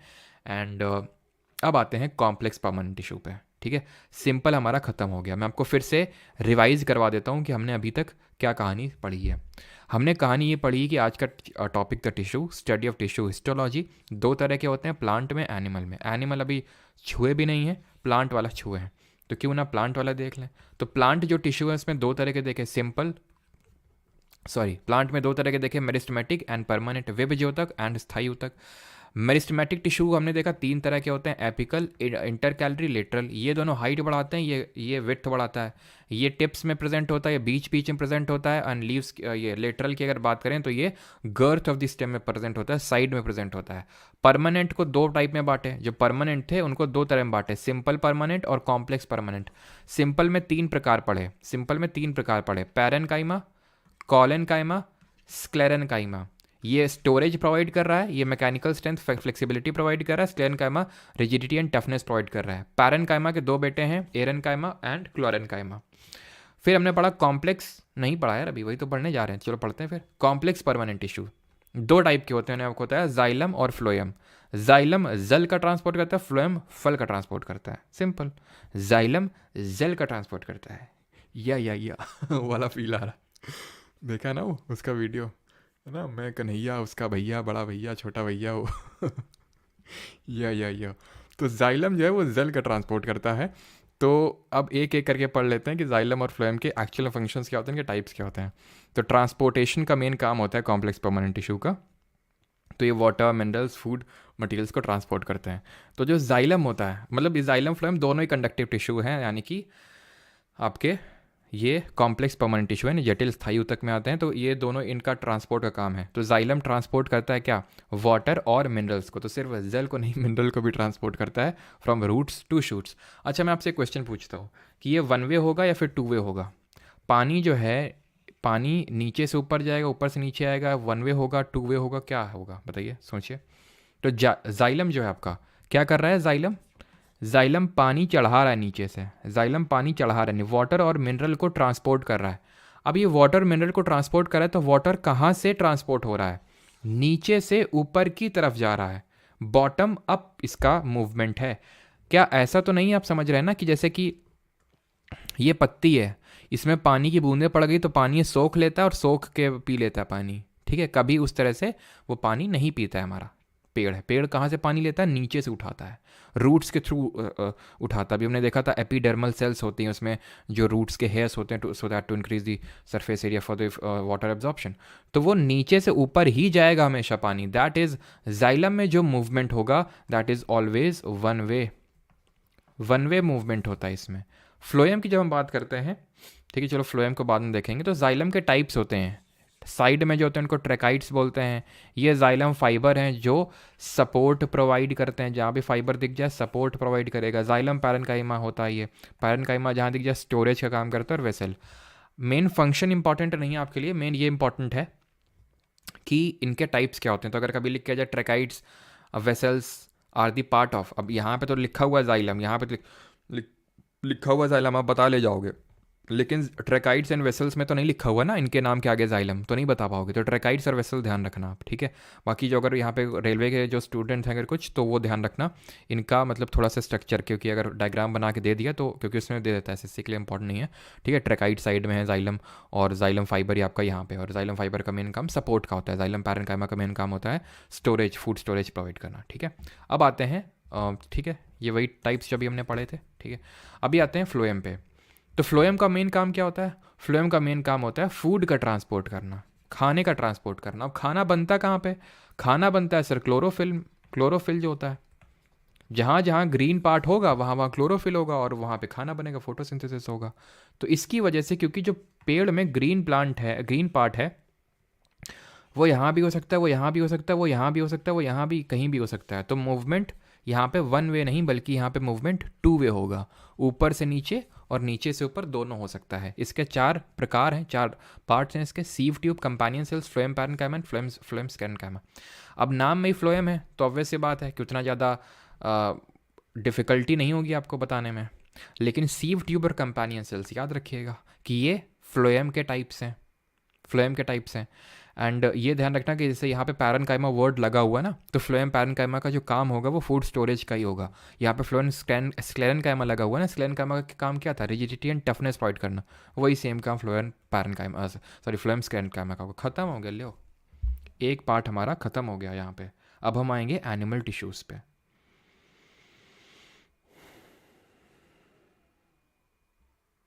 सर आप अपना वीडियो क्यों हटा देते हो प्रिंस गुप्ता जी? क्योंकि ये बैच की वीडियोज़ हैं। आप सोचिए कि मैं बैच में अकेले अकेले नहीं पढ़ा रहा हूँ, ठीक है। आपको भी अगर आपको जैसे लेक्चर देखना, आपको कोई टॉपिक पर्टिकुलर, तो आप यहाँ पे फ्री ऑफ कॉस्ट देख सकते हैं। इसलिए फ्री लाइव स्ट्रीमिंग मैं करता हूँ यूट्यूब पे, सो दैट आप इसको देख सकें फ्री ऑफ कॉस्ट, जो बैच की वीडियोज़ हैं। एंड क्योंकि लोगों ने पे किया है बैच के लिए, तो ऑब्वियस बात है मुझे हटाना पड़ेगा, ठीक है। अब हमारी बारी आती है। तो डिस्काउंट कोड होली का दे दीजिए बैच का। अच्छा चलो देते हैं फिर, है ना। टेलीग्राम में ज्वाइन हो जाना परमार SSC पे, तो वहाँ पे नहीं होगा तो मैं शेयर कर दूंगा, क्योंकि अब पहले वो क्रिएट करना पड़ेगा ना, अभी तो क्रिएट कर नहीं सकते हैं। तो होली वोली पे देखते हैं फिर। कन्हैया मेरा छोटा भैया, मैं बोल रहा हूँ उसका बड़ा भैया। हाँ चलिए भाई, तो स्टार्ट करते हैं अभी एनिमल टिश्यू पे। सभी लोग एक डीप ब्रीथ लेंगे और सीधे बैठ जाएंगे, ठीक। स्टार्ट करते हैं जंतु ऊतक। किसी को डाउट आई होप नहीं होगा। एंड एक बार मैं और देख लेता हूँ, ठीक। बाकी यार हिंदी में तो यार मैं कोशिश कर रहा हूँ, ठीक है, जितनी चीज़ें मैं बता सकता हूँ, ठीक है। चलो तो अभी आते हैं हम जंतु ऊतक पे, ठीक। चलिए तो जंतु ऊतक में क्या पढ़ेंगे, 4 तरह के जंतु ऊतक पढ़ेंगे। बड़ा इंटरेस्टिंग है, एकदम समझिए ध्यान से, बड़ा मजा आएगा पढ़ने में। Epithelial, muscular, connective, nervous. नाम से ही पता चल रहा है सर, हमें नहीं पता चल रहा है एपिथेलियल, ठीक है, पता चल जाएगा। मस्कुलर, ये मस्कुलर मतलब मसल वाला है। कनेक्टिव, कनेक्शन कुछ बैठ रहा होगा। नर्वस, नर्वस तो आप समझ गए, नर्वस नर्वस ये आ रहे हैं, क्या है कि एंग्जाइटी हो रही, क्यों हो रही है, क्योंकि आपका ब्रेन में कंट्रोल नहीं। क्यों ब्रेन पे कंट्रोल नहीं? क्योंकि तुम डीप ब्रीद नहीं कर रहे हो। स्टार्ट करते हैं एपिथेलियल टिश्यू में। एपिथेलियल टिश्यू 4 तरह के होते हैं, स्क्वैमस, क्यूबॉइडल, स्ट्रैटिफाइड स्क्वैमस, नहीं, ये होगा आपका कॉलमनार, ठीक है। Columnar, squamous, cuboidal, columnar, ciliated. Squamous, cuboidal, columnar, ciliated, ठीक है, ये पढ़ेंगे। भूल जाओ मस्कुलर उसकुलर, ठीक है। आ जाओ एपिथेलियल पे। सबसे पहले एपिथेलियल टिश्यू, अब देखे थे एपिडर्मिस, देखे थे वहाँ पे एपिडर्मिस, प्लांट की कवरिंग थी। हमारी कवरिंग एपिथेलियल टिश्यू है। एपिथेलियल टिश्यू के भी कई टाइप हैं, जैसे कि हमने पढ़ा था परमानेंट टिश्यू क्या प्रोवाइड कर रहा था, फंक्शन क्या था उसका, फूड स्टोरेज था, फ्लेक्सिबिलिटी था, रिजिडिटी एंड टफनेस था। क्योंकि परमानेंट टिश्यू में अलग अलग तरह के टिश्यू थे। पैरेन्काइमा स्टोर कर रहा था, colon flexibility mechanical strength, and sclerenchyma rigidity and toughness provide कर रहा था। उसी तरह ये आपको डिफरेंट डिफरेंट फंक्शन दिख रहे होंगे, क्योंकि एपिथेलियल का एक बच्चा करता होगा, प्रोटेक्टिव टिश्यू वो करता होगा, कोई इंटरसेलुलर ये स्पेस प्रोवाइड कर रहा होगा, तो इस तरह से डिफरेंट काम होंगे। तो क्यों ना पहले वही देख लिया जाए स्पेसिफिक। सबसे पहला है एपिथेलियल का जो पार्ट है, बच्चा है, बेटा है, जो भी बोलो, squamous epithelial tissue. Squamous epithelial tissue ये एक्सट्रीमली थिन होते हैं, cells are flat and irregularly shaped होते हैं। ये 2 तरह के होते हैं, सिंपल स्क्वैमस एंड स्ट्रैटिफाइड। यानी स्क्वैमस भी 2 तरह के होते हैं, सिंपल और स्ट्रैटिफाइड। अब लोकेशन इनकी इंपॉर्टेंट है कि प्रेजेंट कहाँ पे होते हैं, ये प्रेजेंट कहाँ पे होते हैं। ये सिंगल लेयर ऑफ सेल्स होते हैं, सिंपल। कहाँ पे, डेलिकेट लाइनिंग, जहाँ जहाँ मुलायम मुलायम पार्ट होता है ना, पेट जहाँ पे, वहाँ पे होते हैं। मुंह का अंदर का जो भाग है, मुंह का, माउथ का अंदर वाला भाग कितना डेलिकेट है, जरा सा कुछ भी होता है छाला निकल आता है, तो वहाँ पे देखने को मिलेगा। ईसोफेगस क्या होता है, फूड पाइप, जो हम खाना खाते हैं मुंह में रखते हैं, तो जब हम अंदर ऐसे गुटकते हैं तो वो पेट में जाता है। तो वो पेट में किसके थ्रू जाता है, तो इसी के थ्रू जाता है। हम डाइजेशन वाले चैप्टर में पढ़ेंगे इस चीज़ को, उसको ईसोफेगस या फूड पाइप बोलते हैं। तो इसकी इनर लाइनिंग भी सोचो कितनी सॉफ्ट होगी। तो जहाँ जहाँ सॉफ्ट लाइनिंग होगी ना, वहाँ सिंपल स्क्वैमस होगा आपका। स्ट्रैटिफाइड, ज्योग्राफी पढ़े हो ना, स्ट्रेटा का मतलब बताए थे ना, कौन सी रॉक में फॉसिल्स देखने को मिलते हैं, जरा बताओ। कौन सी रॉक में फॉसिल देखने को मिलते हैं? तो हम तुम्हें बताए थे सेडिमेंट्री रॉक में। क्यों? क्योंकि सेडिमेंट्री रॉक स्ट्रेटा के फॉर्म में एग्जिस्ट करती है, लेयर के फॉर्म में एग्जिस्ट करती है, और लेयर होती है तो बीच में फॉसिल जो है छिप के कम्बल ले जाके ओढ़ के सो जाते हैं। मजा आ गया, बीच में प्रेजेंट होंगे क्योंकि लेयर के फॉर्म में। उसी तरह ही स्ट्रेटिफाइड स्क्वैमस एपिथेलियल टिश्यू, नाम स्ट्रेटा है तो स्ट्रेटा मतलब लेयर के फॉर्म में होंगे, और हमारी स्किन लेयर बोलते हैं ना, स्किन लेयर, तो ये स्किन में प्रेजेंट होगा। खत्म स्क्वैमस वाला। स्क्वैमस के दो बेटे देख लिए हमने, सिंपल स्क्वैमस और स्ट्रेटिफाइड। दूसरा बेटा है एपिथेलियल का क्यूबॉइडल, क्यूब के फॉर्म में होंगे, सिंपल सा नाम ही बता रहा है क्यूब के फॉर्म में, क्यूब के फॉर्म में होंगे, ऐसे क्यूब के फॉर्म में होंगे। देख लो ये क्यूब के फॉर्म में है, ये क्यूबॉइडल एपिथेलियल। भूल जाओ क्या न्यूक्लियोप्लास्ट, साइटोप्लाज्म, तेल लेने गए सब ये, ठीक है। अभी ये देखो कि अकरेंस कहाँ पे, पाए कहाँ पे जाते हैं? स्वेट ग्लैंड्स में, सेलिवरी ग्लैंड्स में, थायराइड ग्लैंड्स में, जहाँ ग्लैंड दिख जाए सीधा मारो क्यूबॉइडल। किडनी ट्यूब्यूल्स, नाम में ही ट्यूब है, लो नाम में ही ट्यूब है। Cube and tube doesn't sound similar, homophones, याद आ रहा है अंग्रेजी, क्यूब ट्यूब, ठीक है। तो किडनी ट्यूब्यूल्स में देखने को मिलेंगे, जहाँ ग्लैंड दिख जाए सीधा मारो क्यूबॉइडल। अब आ जाओ कॉलमनार, नाम में ही कॉलमनार, कॉलम के शेप में होंगे, टॉल ज़्यादा होंगे, वाइड कम होंगे, खंभे की तरह होंगे। अकरेंस कहाँ पे मिलेगी? इंटेस्टाइन में। इंटेस्टाइन भी तो ऐसे ही होती हैं, कुछ घूमी घूमी घूमी घूमी, इंटेस्टाइन सबको पता होगा ना, ऐसे होती हैं। लाइनिंग ऑफ स्टमक में देखने को मिलेगा आपको, ये लाइनिंग ऑफ स्टमक में, गॉल ब्लैडर में, यानी कि जहाँ जहाँ पाचन होता है हमारा, स्टमक में पाचन होता है, इंटेस्टाइन में पाचन होता है, तो वहाँ वहाँ में देखने को मिलेगा क्या? Epithelial type of tissue. तो ये देख लीजिए एपिथेलियल टाइप ऑफ टिश्यू है। कॉलमनार एपिथेलियल, जो लंबे ज़्यादा हैं चौड़े कम हैं, कॉलमनार हो गए, ठीक है। ये कॉलमनार हो गए। तो हमने क्या पढ़ा पहले? स्क्वैमस पढ़ा। स्क्वैमस में दो, simple squamous, stratified squamous. Simple वाला माउथ, ईसोफेगस की इनर लाइनिंग में, स्ट्रैटिफाइड पूरी स्किन को कवर कर रहा है। देन देखा क्यूबॉइडल, देखेंगे नहीं, वो देखेंगे नहीं, ऐसे ही इमेजिन करो, क्यूबॉइडल क्यूब के फॉर्म में, क्यूब के फॉर्म में है ना, देख लो। अब ये कहाँ होते हैं? किडनी ट्यूब्यूल्स में, एंड जहाँ ग्लैंड दिख जाए सीधे क्यूबॉइडल मारेंगे। कॉलमनार, कॉलम कहाँ, कॉलम कॉलम टाइप होता है इंटेस्टाइन, जहाँ पे डाइजेशन होता है स्टमक में। अभी डाइजेशन पढ़े नहीं है लेकिन फिर भी इतना तो पता होगा। अब आखिरी है हमारा सीलिएटेड एपिथेलियल टिश्यू, उसके बाद आपका डाउट हो तो पूछना, ठीक है। ये क्यूबॉइडल भी हो सकते हैं, कॉलमनार भी हो सकते हैं, यानी ऐसे भी हो सकते हैं, ऐसे भी हो सकते हैं।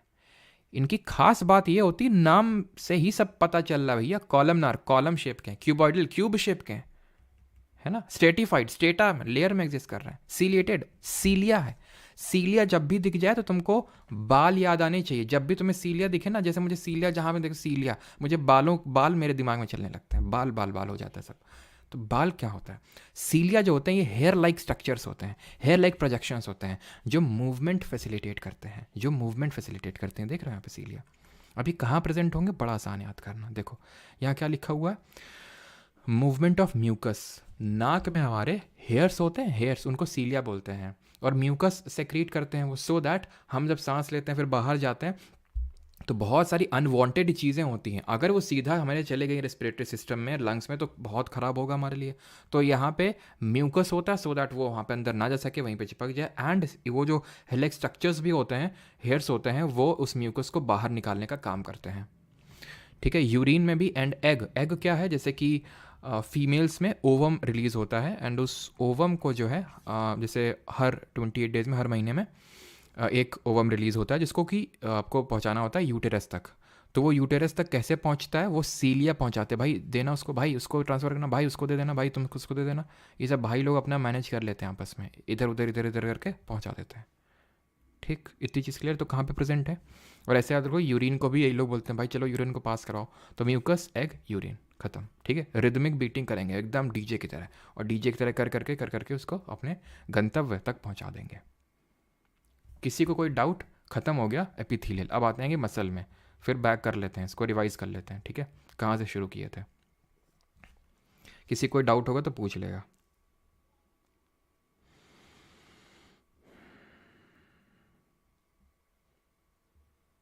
म्यूकस क्या होता है बेटा? इतने भी भोले मत बनो, हैं। एपिथेलियल टिश्यू पे आते हैं अभी। एनिमल टिश्यू में हमने 4 तरह के टिश्यू पढ़े, एपिथेलियल, मस्कुलर, कनेक्टिव और नर्वस। एपिथेलियल में हमने क्या क्या पढ़ा? एपिथेलियल में हमने पढ़ा 4 प्रकार, squamous, cuboidal, columnar and ciliated. Squamous के दो बेटे, सिंपल स्क्वैमस, दूसरा क्या था, स्ट्रैटिफाइड स्क्वैमस। सिंपल स्क्वैमस की बात करें कहाँ पे है, माउथ एंड जो आपका मतलब inner lining of mouth and oesophagus का जो इनर लाइनिंग है वो बना रहा है। Stratified skin. क्यूबॉइडल कहाँ पे, cube cube, kidney tubules, kidney tubules. और जहाँ जहाँ तुम्हें ग्लैंड दिख जाए, स्वेट ग्लैंड, जो भी ग्लैंड, क्यूबॉइडल। कॉलमनार, हाइट बड़ी है विड्थ से। कॉलम कहाँ पे होता है, कॉलम, कॉलम होता है ये इंटेस्टाइन में, इंटेस्टाइन्स में। और कहाँ पे, स्टमक में। इंटेस्टाइन हो गया स्टमक में। सीलिएटेड, सीलिया, हेयर लाइक प्रोजेक्शंस होते हैं ये, हेयर लाइक प्रोजेक्शंस होते हैं क्या, किसके मूवमेंट में, एग के मूवमेंट में, ठीक है। ये जो म्यूकस के मूवमेंट में, यूरिन के मूवमेंट में ये फैसिलिटेट करते हैं। अब आएंगे मस्कुलर पे, जिसके कि 3 बेटे हैं, स्ट्रिएटेड, स्मूथ एंड कार्डियक। इससे क्वेश्चन काफ़ी पूछा गया अभी रिसेंटली, ठीक है। अब आ जाते हैं मस्कुलर पे। तो मस्कुलर क्या है भाई, ये मसल सेल के बने होते हैं, मसल सेल इलोंगेटेड होते हैं, लार्ज साइज होते हैं, कॉन्ट्रैक्टाइल प्रोटीन्स प्रेजेंट होते हैं इसमें, ठीक है। और ये कॉन्ट्रैक्शन एंड रिलैक्सेशन में हेल्प करते हैं। जैसे कि तुम मसल को कॉन्ट्रैक्ट करो बाइसेप को और रिलैक्स कर दो, है ना। जैसे बाइसेप की मसल को तुमने कॉन्ट्रैक्ट किया एंड रिलैक्स कर दिया, तो ये कॉन्ट्रैक्शन एंड रिलैक्सेशन में हमें हेल्प करते हैं। इसमें कॉन्ट्रैक्टाइल प्रोटीन्स होते हैं जो मूवमेंट को फैसिलिटेट करते हैं, ठीक है। अब टाइप्स ऑफ मसल्स में हम पढ़ेंगे 3 तरह की, कार्डियक, स्केलेटल और स्मूथ। एक एक करके पहले समझेंगे, आपको कन्फ्यूज़न क्रिएट होगा, फिर उस कन्फ्यूज़न को रिजॉल्व करने के लिए एक टेबल से मैं आपको सारी चीज़ें समराइज़ कर दूंगा, ठीक है। अगर क्रिएट होगा, पहले ही मत दिमाग बना लेना कि नहीं कन्फ्यूज़न होगा।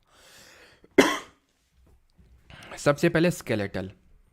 Skeletal muscle fibre are elongated cylindrical होती हैं, बहुत ज़्यादा रटने की ज़रूरत नहीं, देख लो बस थोड़ा सा, ठीक है। फास्ट इन नेचर होती हैं, अगर आप रेलवे वगैरह की प्रिपरेशन कर रहे हैं तो आपको रटने की ज़रूरत है ये वाली चीज़। फास्ट इन नेचर होते हैं, अनब्रांच्ड होते हैं, each cell is multinucleated. अभी अनब्रांच्ड का मतलब क्या है, किसकी बात करें, स्केलेटल की। यहाँ पे ब्रांचिंग हो रखी कि नहीं हो रखी, इस तरह की ब्रांचिंग यहाँ दिख रही तुमको कहीं, नहीं है ना, ये हो गया अनब्रांच्ड है।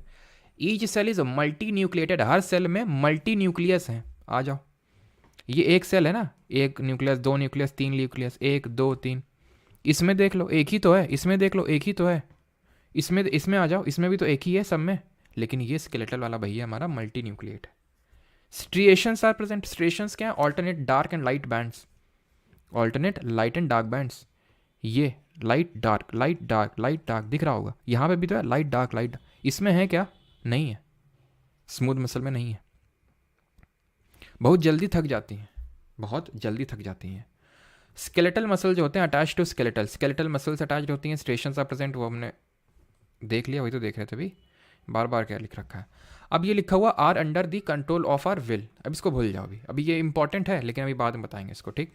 अब आ जाओ इसमें, और हेल्प किसमें करता है, बॉडी मूवमेंट में और पॉस्चर मेंटेन करने में। जैसे कि फॉर एग्जांपल यहाँ पे आपको ये मसल सेल देखने को, अभी भूल जाओ उसको, ठीक है। अभी आते हैं smooth and visceral muscle. Visceral क्या होता है, विसरल मतलब जो स्मूथ पार्ट होता है बॉडी में, उसको विसरल ऑर्गन बोलते हैं, ठीक है। जैसे कि पेट हो गया, इंटेस्टाइन हो गया, ये सब, हार्ट हो गया, मतलब हार्ट तो नहीं बोलेंगे, पेट हो गया, इंटेस्टाइन हो गया, ये सब विसरल मसल्स में आते हैं। यूरिनरी ट्रैक्ट हो गया, ठीक है। ये फाइबर्स आर यहाँ पे स्पिंडल शेप होते हैं, single and centrally located nucleus होता है। अभी देखे थे एक ही न्यूक्लियस, यानी यूनी न्यूक्लिएट भी बोल देते हैं इसको। यूनी न्यूक्लिएट का मतलब होता है एक ही न्यूक्लियस है। अनब्रांच्ड होते हैं, यानी कि ब्रांच इस तरह से नहीं निकली होंगी इसमें, ठीक है। यहाँ पे स्ट्रक्चर बनाइए, देख लो कहीं कहीं ब्रांच दिख रही तुमको, और एक ही न्यूक्लियस है एक सेल में, यूनी न्यूक्लिएट है। स्लो होती हैं, फटीग नहीं करती हैं ये, ठीक है, फटीग नहीं करती, थकती नहीं है। इंटेस्टाइन, जहाँ जहाँ पे ये एकदम मुलायम वाला है, जहाँ हड्डी नहीं देखने को मिलेगी, या आंत में हड्डी होती है क्या, यूटेरस में हड्डी होती है क्या, है ब्लड वेसल्स में हड्डी होती है क्या, पेट में अंदर के अंदर हड्डी होती है क्या, ब्रोंकस में हड्डी होती है क्या, है। तो जहाँ जहाँ नहीं होती है वहाँ वहाँ देखने को मिलेगा ये तुमको। एंड ये क्या होते हैं, ये आपके नहीं लिखा क्या, ये आपके इनवॉलेंट्री होते हैं, इनवॉलेंट्री मसल्स। अब इसको भी लगे हाथ समझ ही लो। यहाँ पे मैंने आपको बताया था कि ये जो होते हैं स्केलेटल वाले, ये वॉलेंट्री होते हैं। वॉलेंट्री और इनवॉलेंट्री का मतलब क्या होता है, वॉलेंट्री का मतलब ये होता है कि अपने मतलब हम कंट्रोल कर सकते हैं, यानी कि बस ऐसे याद रखो कि ये कंट्रोलेबल हैं, जिसको कि हम अपनी इच्छा से कंट्रोल कर सकते हैं। उन मसल्स को वॉलेंट्री मसल्स बोलते हैं, स्केलेटल मसल होती हैं, एंड स्मूथ या फिर वेसरल मसल्स नहीं होती हैं। कैसे? अब यहाँ पे मैंने खाना खाया, मेरी आंत में गया, तो क्या मैं उसको रेगुलेट कर सकता हूँ भाई जल्दी जल्दी पच जाओ, जल्दी से पच जाओ, अभी बाहर भी जाना, खेलने जाना है, हैं? तो ऐसा तो होता नहीं ना। या फिर यूटेरस से जल्दी जल्दी एग रिलीज़ करवा लिया, या फिर स्टमक से बोला कि जल्दी से HCl रिलीज़ करो, हैं? या फिर कम HCl रिलीज़ करो, हमारे पेट में एसिडिटी हो रहा है। वो करेगा जो उसे करना है, तुम कुछ नहीं कर सकते हो। लेकिन वहीं पे स्केलेटल पे आ जाओ, बाइसेप तुम्हें फुलानी दिखानी है, किसी को मान लो कोई आ गई, ठीक है, जल्दी से तुम्हें दिखाना है, अपना प्रदर्शन करना है, ठीक है, तो कैसे करोगे तुम? अपनी विल पे कर सकते हो ना, ऐसे तो नहीं अपने आप फूलना स्टार्ट हो जाएगी ठीक है, अपने आप तो वो होता नहीं है। तो ये क्या है? ये आपका एक स्केलेटल मसल है, वॉलेंट्री है। और यहाँ पे ट्रिक ये है, ट्रिक जो भी बोलना समझ लो, वैसे तो मैंने समझा दिया है कि जहाँ पे हड्डी देखने को मिलेगी, बोन्स, वो स्केलेटल होती है और वो कंट्रोलेबल होती है, दैट इज़ वो वॉलेंट्री होगी। अब है तीसरी type of muscle cell, that is cardiac cell. Cardiac का मतलब होता है हार्ट, ठीक है, कार्डियक का मतलब होता है हार्ट। तो ऑब्वियस सी बात है, ये भी हमारे कंट्रोल में नहीं होगा, ठीक है, अपने आप बीट करता है, तो ये आपका इनवॉलेंट्री मसल होता है, ठीक है। हार्ट में ही प्रेजेंट होता है, एंड इसमें स्ट्रेशंस होती हैं, ठीक है। स्ट्रेशंस का मतलब है कि लाइंस लाइंस इस तरह से देखने को आपको मिलेंगी। फाइबर जो होते हैं यहाँ पे सिलेंड्रिकल शेप में होते हैं, एंड यूनिन्यूक्लिएट होता है, यानी एक ही न्यूक्लियस देखने को मिलेगा। फाइबर्स ब्रांच्ड होते हैं, तो हमने दोनों देखे थे ब्रांच नहीं थे, सिर्फ कार्डियक वाला ही ब्रांच्ड है, दोनों अनब्रांच्ड हैं। स्ट्रेशंस इसमें होंगी लाइंस लाइंस, और ये फटीग नहीं करता है, ठीक है, बिकॉज इसको कॉन्टिन्यूसली ब्लड को पंप करना होता है, ठीक है। ये भी कॉन्ट्रैक्शन एंड रिलैक्सेशन परफॉर्म करता है। This help to pump and distribute blood to our body, because हमें पता है, हम अभी हार्ट जब चैप्टर पढ़ेंगे लाइफ प्रोसेस में, तो वहाँ देखेंगे जो हार्ट का फंक्शन होता है, that is to pump the blood throughout our body, ठीक है। अब ये होती है आपकी कार्डियक सेल। आप अगर यहाँ पे देखें तो एक ही न्यूक्लियस है, तो यूनिन्यूक्लिएट हुआ, स्ट्रेशंस प्रेजेंट है, ठीक है, एंड ये ब्रांच्ड है। अब आई नो कि आपको कन्फ्यूजन क्रिएट हो रहा होगा बहुत ज़्यादा कि भाई कौन सा स्टेटेड है, कौन सा यूनिन्यूक्लिएट है, कौन सा ब्रांच्ड है, बहुत सारा कन्फ्यूजन क्रिएट हो रहा होगा। तो देखिए, वॉलेंट्री और इनवॉलेंट्री में तो आपको कोई कन्फ्यूज़न नहीं होना चाहिए, है ना। जैसे कि कार्डियक वाली है, हाँ, ये हमारे क्या विल से चलती है क्या? कार्डियक जो मसल होती है, क्या हम उसको कंट्रोल कर सकते हैं? जो हार्ट में हमारी मसल्स होती हैं, नहीं, उसको हम कभी नहीं कंट्रोल कर सकते, तो इनवॉलेंट्री। स्मूथ वालों को भी नहीं कंट्रोल कर पा रहे थे, इनवॉलेंट्री थी, जैसे कि हमारे यूरिनरी ट्रैक्ट हो गया, आपका स्टमक हो गया, इंटेस्टाइन हो गया, जो हमारा आई में पीपिल वगैरह हो गया। तो पीपिल है, जैसे पीपिल है, क्या हमारे हिसाब से डायलेट होता है, कॉन्ट्रैक्ट होता है? नहीं, अपने आप होता है वो, ठीक है। स्केलेटल मसल जहाँ पे बोन होती है, वो वॉलेंट्री है। इतना तो क्लियर हो गया होगा आपको, ठीक है। कार्डियक वाला बस ब्रांच होता है, याद कर लो, ठीक है, और बाकी आपके दोनों अनब्रांच्ड होते हैं, कार्डियक वाले में ब्रांच होती हैं, और आपका जो स्केलेटल वाला होता है वो मल्टी न्यूक्लिएट होता है, बाकी दोनों यूनिन्यूक्लिएट होते हैं। बस इतना याद कर लो, खत्म हो गई बात आपकी, ठीक है। अगर आप स्टेशंस वाला ज़रूरी नहीं है कि याद करो, स्टेशंस वाला भी अगर आप याद करना चाहते हो कि भाई इसमें स्टेशंस नहीं है, बाकी दोनों में है, ठीक है, स्मूथ वाले में, तो ऐसे करके आप याद कर सकते हो कि इन दो चीज़ों को याद कर लो। ऑप्शन एलिमिनेशन से आप आराम से क्वेश्चन को कर देंगे, ठीक है। यहाँ तक सभी को चीज़ें क्लियर हैं, तो हम बढ़ते हैं अपने आखिरी आखिरी तो नहीं, second last type of tissue, that is connective tissue. Sir SSC GD exam paper leak, अच्छा पेपर लीक हो गया क्या SSC GD का? है भगवान, अब SSC में भी लीक होने लगा।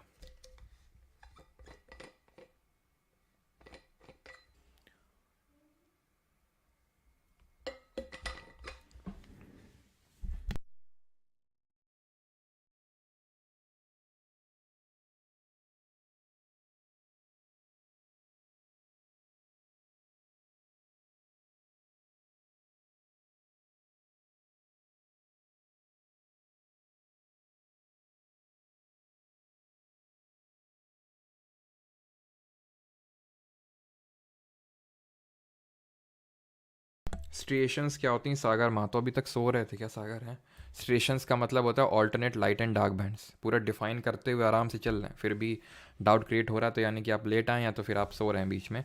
सो से मेरा मतलब ये नहीं कि आपकी आंखें बंद हैं, आंखें खुली हो के भी लोग सोते हैं, है ना। वो सोने का मतलब ये है कि आप अपने विचारों में खोए होंगे, अपने थॉट्स में।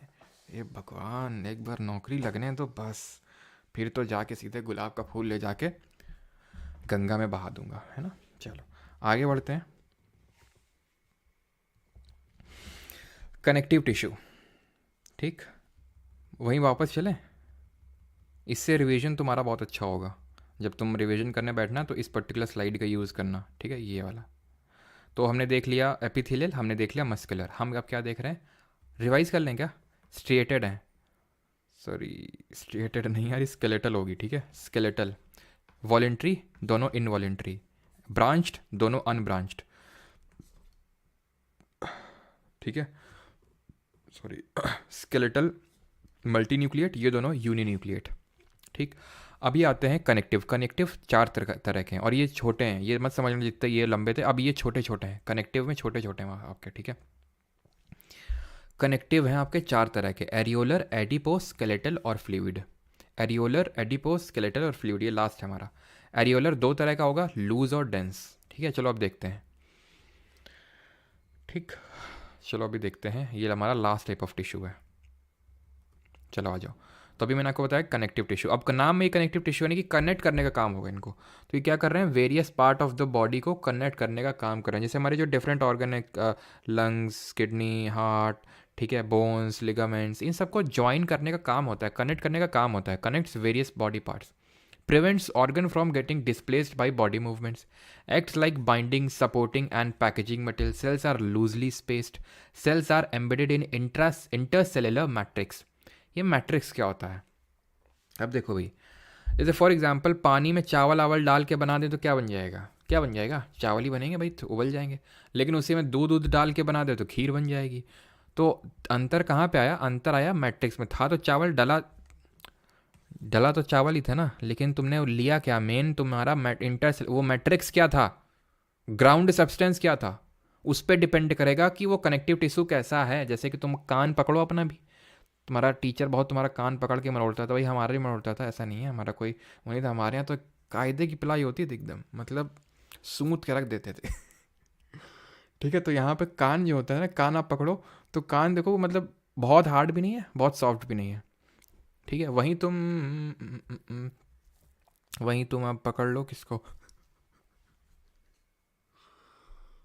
वहीं अब जैसे फॉर एग्जांपल अब तुम बॉडी ऑर्गन के अंदर का क्या है पकड़ो, जैसे फॉर एग्जांपल बोन है, ठीक है, बोन को पकड़ो, बोन को तो इमेजिन कर ही सकते हो ना, ये जैसे कि तुम्हारी नेक में कॉलर बोन्स होती हैं तो उसको पकड़ो, तो कितना हार्ड है। और ये दोनों हैं, दोनों अगर हम देखें तो कनेक्टिव टिश्यू है। जो ब्लड हो गया, खून जो होता है वो भी कनेक्टिव टिश्यू है, वो तो लिक्विड होता है।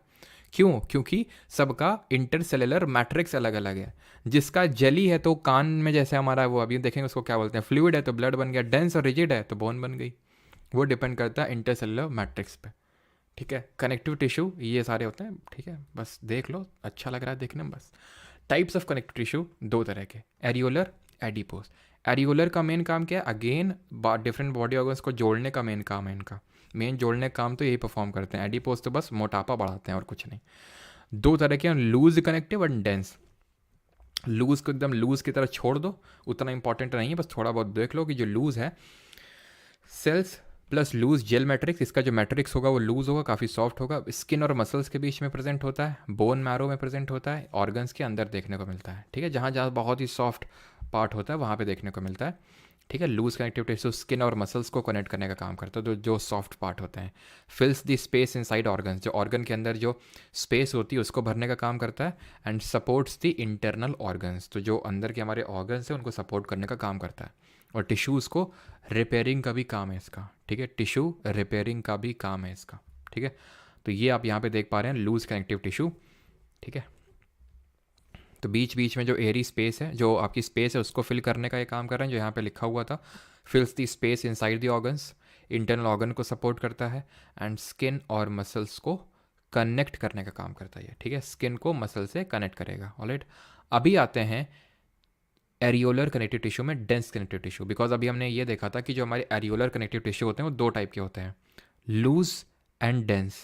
तो अभी हम किसको पढ़ रहे हैं, अभी हम पढ़ रहे थे लूज के बारे में, तो उतना इंपॉर्टेंट नहीं था, बस थोड़ा बहुत आपको जानना था कि स्किन मसल्स के बीच में लूज जेल मैट्रिक्स होगा, बोन मैरो वगैरह में, और ऑर्गन्स के अंदर प्रेजेंट होता है, गैप को भरता है। डेंस जो होता है वो दो तरह का होता है, लिगामेंट एंड टेंडन्स। इसको बोलते हैं कंडरा और एक को बोलते हैं स्नायु, ठीक है, कंडरा और स्नायु।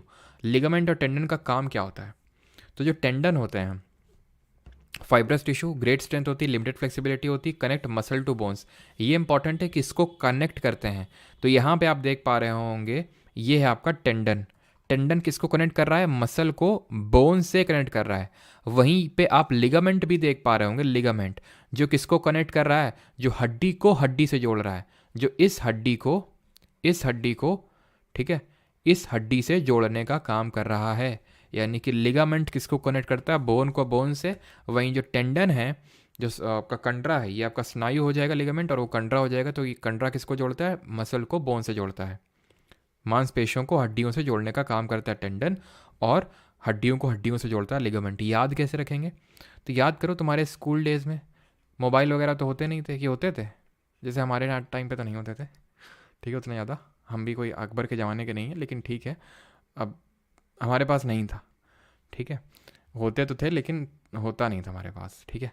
तो हम नहीं, आप लोग, ठीक है, आप लोग एक MTV करके जो है चैनल था, उसको देखा करते थे, याद करिए, है ना। एक हमारी मैडम आया करती थी उसमें टास्क दिए जाते थे उसमें ठीक है। तो ये मान लो टेंडन है, और ये मसल हो गया। अब बस तुम कुछ नहीं, वी को बी से रिप्लेस कर दो। तो टेंडन जो है मसल को बोन से जोड़ रहा है, और बोन को बोन से कौन जोड़ेगा? लिगामेंट जोड़ेगा, ठीक।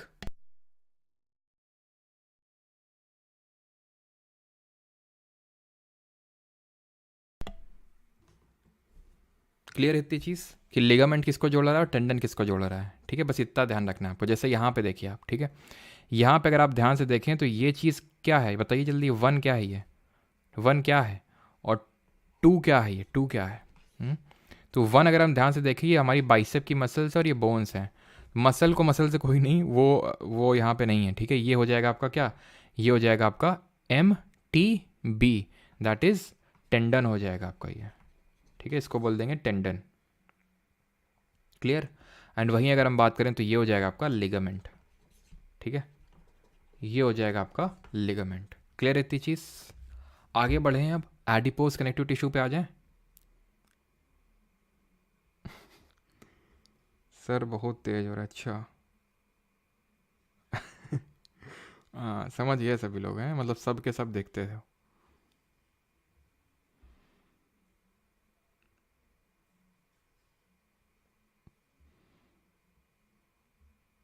एक मुक्का मार के चलो भाई, रवीना टंडन मतलब, अच्छा टंडन सेट कर रहा है। चलो भाई, तो अभी आते हैं कनेक्टिव टिश्यू पे, एडिपोज टिश्यू पे, ठीक है। अभी हम पढ़ चुके हैं किसको? अभी हम पढ़ चुके हैं लिगामेंट को, ठीक है। लिगामेंट को पढ़ चुके हैं, अभी आते हैं एडिपोज कनेक्टिव टिश्यू पे। एडिपोज का मतलब होता है फैट सेल्स। ये फैट सेल्स को एग्रीगेट करते हैं। तो जो हमारी फैट सेल्स हैं वो किस टाइप ऑफ टिश्यू से बनी होती हैं? एडिपोज कनेक्टिव टिश्यू से बनी होती हैं। Cells rounded and oval shape की होती हैं। Cell contain large fat droplets. Skin के बीनीथ होता है, स्किन के नीचे होता है, और ये क्या प्रोवाइड करेगा? ये एक तो हीट रेजिस्टेंस प्रोवाइड करेगा, मैकेनिकल शॉक से प्रोवाइड करेगा, इंसुलेशन प्रोवाइड करेगा। जैसे कि सर्दियों के टाइम पे हम, मतलब वही होता है कि उतनी जल्दी हीट बाहर नहीं जाती है स्किन से, क्योंकि उसमें एडिपोज। अब मोटे लोगों को तुमने देखा होगा, जो लोग थोड़े फैटी होते हैं, तो उनको गर्मी बहुत ज़्यादा लगती है, सर्दी बहुत ज़्यादा नहीं लगती है। हमारे यहाँ पे मैथ्स के हमारे टीचर थे, निखिल सर, निखिल भाटिया उनका नाम था। तो काफ़ी काफ़ी अच्छे सर थे, मतलब एक ही मेरे कुछ ही पर्सनल फेवरेट टीचर्स थे, उनमें से वो एक थे। मतलब मेरे लिए अलग से वो सुबह मैथ्स पढ़ाने आते थे। मैंने बोला था सर काफ़ी वीक है, तो अलग से निकाल के आते थे, ठीक है। तो बहुत अच्छे थे वो, है ना। तो निखिल भाटिया सर काफ़ी हमारे थोड़े तगड़े टाइप थे, है ना। तो तगड़े थे वो, और वो देखते थे हम, वो विंटर्स में हाफ शर्ट में आते थे, ठीक है, एकदम तो ऐसा लगता था हाफ शर्ट में कैसे। तो फिर बाद में फिर हमने बायो पढ़ी, क्योंकि बायो वाले सर है ना कायदे की मार देते थे हमारी, ठीक। तो बायो कभी ज़्यादा समझ आई नहीं स्कूल डेज़ में, ठीक है। उनका नाम नहीं लेंगे, हो सकता है अगर मान लो किसी ने भेज दिया उनको वीडियो तो उनको बुरा लगेगा, तो है कोई नहीं। तो लेकिन कायदे की मार देते थे वो, उनसे ज़्यादा मार किसी टीचर ने दी नहीं। तो वो जो थे तब, मतलब मैं ये बोल रहा हूँ कि तब बाद में ये चीज़ पता चली, या फिर तो ये चीज़ आपको समझ आनी चाहिए कि क्यों ऐसा होता है। क्योंकि जो एडिपोज टाइप ऑफ टिश्यू हैं, जो हमारे स्किन के नीचे हैं, वो ज़्यादा अगर जमा हो जाते हैं तो फैट बन जाता है ज़्यादा, लोग मोटे हो जाते हैं, एंड वो ज़्यादा इंसुलेशन प्रोवाइड करने लगता है। हीट ज़्यादा जल्दी बाहर निकलती नहीं है, टेम्परेचर रेगुलेशन प्रोवाइड करता है, एंड मैकेनिकल शॉक से प्रोवाइड करता है। Is that clear? ठीक है यहाँ तक? ये आपको देखने को मिलेंगे एडिपोसाइट्स। ये जो एडिपोस टिश्यू है उसमें जो सेल्स होती हैं उनको एडिपोसाइट्स बोलते हैं, ठीक है। अब आते हैं स्केलेटल कनेक्टिव टिश्यू पे। अभी तक हम क्या देख रहे थे, एरियोलर। मैं आपको रिवाइज करवाता हूँ, ठीक है। एरियोलर देख रहे थे हम पहले, सबसे पहले हमने देखा कनेक्टिव टिश्यू, कनेक्टिव में हमने एरियोलर देखा। एरियोलर में भी दो तरह के, लूज और डेंस। लूज में हमने देखा था, लूज है ऑर्गन्स के बीच का स्पेस फिल कर रहा है, स्किन और मसल्स के बीच में जो सॉफ्ट पार्ट है वहाँ पे उनके बीच में देखने को। डेंस क्या था, डेंस क्या था, डेंस में पड़े लिगामेंट और टेंडन, स्नायु और कंडरा। एम टी बी मसल को बोन से कनेक्ट कर रहे हैं और बोन को बोन से कनेक्ट कर रहे हैं लिगामेंट, खत्म, ठीक। फिर उसके बाद हमने पढ़ा एडिपोस कनेक्टिव टिश्यू। एरियोलर के बाद क्या पढ़े, एडिपोस। एडिपोस का मतलब फैट, फैट सेल से बने होते हैं, बीनीथ द स्किन होते हैं, इंसुलेशन प्रोवाइड करते हैं, मैकेनिकल शॉक से प्रोवाइड करते हैं। अब आते हैं स्केलेटल कनेक्टिव टिश्यू में, जो दो तरह के होते हैं, कार्टिलेज और बोन्स। इनका जो मैट्रिक्स है, ठीक है, सबसे पहले कार्टिलेज पढ़ते हैं। वाइडली स्पेस्ड होते हैं, एक्सटेंसिव मैट्रिक्स प्रोटीन, जो शुगर प्रोटीन और शुगर का बना होता है। जो मैट्रिक्स, मैट्रिक्स वही ग्राउंड सब्सटेंस की बात हो रही है। मैट्रिक्स थोड़ा सा इलास्टिक होता है, कार्टिलेज फ्लेक्सिबल होता है। इसका लोकेशन अगर बात करें तो ईयर, पिन्ना, पिन्ना जहाँ बाली पहनी जाती है कान में, और या फिर पूरा कान अगर आप देखेंगे तो उसको मोड़ा जा सकता है। नोज़ की टिप होती है, नोज़ की टिप अगर पकड़ो ऐसे, ट्रैकिया, ट्रैकिया में हमारे होते हैं रिंग्स ऑफ कार्टिलेजेस, ताकि सांस लें। ऐसा ना पता चला अगर रिंग्स ऑफ ये कार्टिलेज ना हो ना, इस तरह से अगर तुम सर्च करना गूगल पे, यहाँ पे तो आई थिंक लगा नहीं है, नहीं लगा। तो इस तरह से रिंग्स टाइप होती हैं ट्रैकिया में, विंड पाइप में। तो सो दैट हम सांस लें तो ऐसा नहीं कि एकदम ले चपक गया, ले सांस ही नहीं जा पा रही अंदर, ठीक है। तो ट्रैकिया मतलब ये कार्टिलेज होता है, सो दैट वो सक ना, एकदम वो चपक ना जाए। वो हम पढ़ेंगे वहाँ पे जब रेस्पिरेटरी सिस्टम पढ़ेंगे। लैरिंग्स में smoothens the bone surface at joints में स्मूद करता है बॉन, ये देख सकते हैं आप, ठीक है। यहाँ पे स्मूद करने का भी काम होता है इसका, क्लियर है। ये सपोर्ट करता है फ्लेक्सिबिलिटी टू बॉडी पार्ट, तो फ्लेक्सिबल होता है। जहाँ पे आप देख लो कान हो गया, कान आपका टीचर आराम से मोड़ देता था, ठीक है, और आपको दर्द दे देता था। क्यों, क्योंकि अब बोन को थोड़ी ना मोड़ सकता है। क्यों, उसके पीछे का रीज़न क्या है, क्योंकि कार्टिलेज का जो मैट्रिक्स होगा, ग्राउंड सब्सटेंस होगा, वो सॉफ्ट होगा relative to the bone. Bone का बहुत हार्ड होगा, कार्टिलेज का उतना भी सॉफ्ट नहीं है। किसकी तरह, ब्लड की तरह। ब्लड का तो लिक्विड अभी देखेंगे आगे, लेकिन कार्टिलेज का बोन जितना हार्ड भी नहीं है। कहाँ कहाँ पे आप समझ गए, ठीक है। अब आते हैं बोन पे, हड्डियों पे। तो हड्डियों की अगर हम बात करें तो बहुत स्ट्रांग होता है, नॉन फ्लेक्सिबल, मोड़ नहीं सकते, बहुत हार्ड एजेड होती हैं। Bone cells are embedded in hard matrix, इसका मैट्रिक्स हार्ड होगा। Matrix is compose of calcium और फॉस्फोरस। कैल्शियम और फॉस्फोरस का बना होता है इसका मैट्रिक्स, जिसके से हार्ड होता है। फंक्शन क्या होता है इसका, फंक्शन होता है कि एक बॉडी को फ्रेमवर्क प्रोवाइड करना, ढांचा प्रोवाइड करना। नहीं तो पता चला मुंह लटक रहा है इधर, हाथ अपना लटक रहा है, पेन अपना लटक रहा है, तो वो सब कैसे हो पाएगा है। तो ये पूरा जो है स्ट्रक्चर प्रोवाइड करता है, ढांचा प्रोवाइड करता है, स्केलेटल प्रोवाइड करता है ये, ठीक है। और उसमें फिर हमारे डिफरेंट ऑर्गन्स एम्बेडेड है अंदर, खाल चढ़ी हुई है, ठीक है। तो एक तरह का स्ट्रक्चर प्रोवाइड कर रहा है, सपोर्ट प्रोवाइड कर रहा है बॉडी को, शेप दे रहा बॉडी को। किसी के वाइड शोल्डर्स होते हैं, किसी के नैरो शोल्डर्स होते हैं कि नहीं होते हैं। तो इस तरह से किसी का जो मुंह होता है थोड़ा सा लंबा होता है, किसी का गोल होता है, किसी का चौड़ा होता है। तो वो क्यों, क्योंकि वो बोन्स ही, बोन का जो फ्रेमवर्क है वो वैसा ही है, इसलिए ऐसा वो प्रोटेक्ट जी। और जो हमारे वाइटल, जैसे ब्रेन है, तो ब्रेन में बोन्स होती हैं। हम जब ब्रेन पढ़ेंगे तो वहाँ पे देखेंगे, ठीक है, क्रेनियल और फेसियल, इस तरह से हमारी बोन्स होती हैं। तो जो अगर बोन्स नहीं होंगी तो हमारा ब्रेन तुरंत आसानी से डैमेज हो जाएगा। लंग्स वगैरह इन सबको प्रोटेक्शन प्रोवाइड करने का काम करते हैं। अब लंग्स में, छाती में हाथ लगा के देखो अभी तुम यहाँ पे, ये जो ये आपका चेस्ट वाला रीजन है, यहाँ पे आपको हड्डियाँ दिख रही होंगी ना, इस तरह से ये हड्डियाँ होती ना यहाँ पे, ठीक है। यहाँ पे हमारी हड्डियाँ होती ना इस तरह से, ऐसे ऐसे ऐसे ऐसे ऐसे ऐसे ऐसे। तो ये क्या है, लंग्स को प्रोटेक्ट करने के लिए ये, ठीक। बोन्स की अगर हम बात करें कुछ इस तरह से दिखती हैं। अच्छा, कमेंट में आप बताइए कि लॉन्गेस्ट बोन कौन सी होती है, शॉर्टेस्ट कौन सी होती है, और टोटल नंबर ऑफ बोन्स कितनी होती हैं एक चाइल्ड में और अडल्ट में, बताइए। तो लॉन्गेस्ट की अगर बात करेंगे तो कौन सी होगी, लॉन्गेस्ट बोन है हमारी जांग में होती है, थाइज में, दैट इज़ फीमर, थाइज में होती है ये। एंड शॉर्ट की अगर बात करें तो स्टेपीज़ होती है, ये हमारे कान में होती है, ईयर में होती है। ईयर में हमारी 3 बोन्स होती हैं, एक तरह से 3 बहनें टाइप होती हैं, मैलियस, इनकस एंड स्टेपीज़। तो जो उसमें से स्टेपीज़ होती है सबसे छोटी होती है। नंबर ऑफ बोन्स की अगर बात करें तो चाइल्ड में रफली 300 होती हैं। जब बच्चे का जन्म होता है दिन बाद में ये आपस में मिलती जाती हैं, जुड़ती जाती हैं, फ्यूज़ होती जाती हैं, 206 हो जाती हैं। जो लोग ज़्यादा अडल्ट होते हैं उनमें 207 होती हैं। खैर याद, लेकिन आपको 206 ही रखना है। अभी आते हैं कनेक्टिव टिश्यू में, फ्लूइड कनेक्टिव टिश्यू, जो हमारा आज का लास्ट पार्ट है। फ्लूइड है तो ऑब्वियस सी बात है, अब क्योंकि कनेक्टिव टिश्यू है तो कनेक्ट कर रहा होगा डिफरेंट पार्ट्स ऑफ बॉडी को, ठीक है, कॉन्टिन्यूटी बनाता है। दो तरह का फ्लूइड टिश्यू होता है, एक ब्लड और दूसरा लिम्फ, ब्लड एंड लिम्फ, ठीक है। तो ब्लड हमारा पहला पार्ट है, ठीक है, ब्लड। तो ब्लड एक फ्लूइड कनेक्टिव टिश्यू है, ब्लड सेल से बना होता है, इसका मैट्रिक्स लिक्विड का होता है, ठीक है। अब यहाँ पे थोड़ा सा हम ब्लड के बारे में पढ़ लेते हैं, ठीक है। पहले ब्लड के बारे में यहाँ पे पहले मैं आपको सारी चीज़ें बता देता हूँ, उसके बाद हम आगे बढ़ते हैं। जो चीज़ लिखी हुई है आपको ढंग से समझ में आएगी। देखिए, जो ब्लड होता है ना, जो ब्लड होता है, जो खून होता है, ये इसका मेन काम होता है, कनेक्टिव टिश्यू है, कनेक्ट कर रहा है ये, ठीक है। एंड इसका जो मेन काम होता है वो होता है, चलिए हम इसके पहले तो डिफरेंट पार्ट्स पढ़ लेते हैं। तो इसका एक कंपोनेंट होता है लिक्विड कंपोनेंट और एक इसका पार्ट होता है सॉलिड कंपोनेंट। यानी कि ऐसा है, पानी में चावल, पानी में हमने चावल डाल दिए, तो पानी जो है इसमें प्लाज्मा है, जो कि ध्यान रखना, जो लिक्विड पार्ट है, जो प्लाज्मा है, ये 55% होता है ब्लड का। यानी 55% आपका लिक्विड होगा एंड 45% रिमेनिंग आपका सॉलिड पार्ट होगा। अब ये जो प्लाज्मा है ये येलो कलर का फ्लूइड होता है।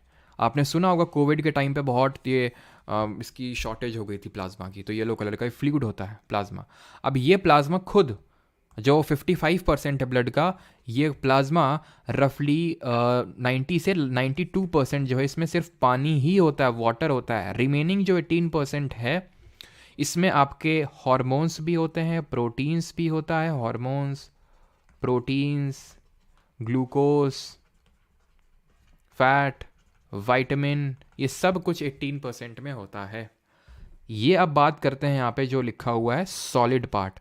तो सॉलिड के 3 पार्ट होते हैं। पहला होता है हमारा आरबीसी, रेड ब्लड सेल, श्वेत रक्त कणिकाएं। दूसरा होता है डब्ल्यूबीसी, दैट इज सॉरी, ये आपकी लाल रक्त कणिकाएं, ये श्वेत रक्त कणिकाएं। एंड तीसरा होता है हमारा प्लेटलेट्स, इनको हम क्या बोलते हैं, प्लेटलेट्स। अब इनमें बेसिक डिफरेंस क्या है? आरबीसीज रेड इन कलर होती हैं। क्यों रेड होती हैं?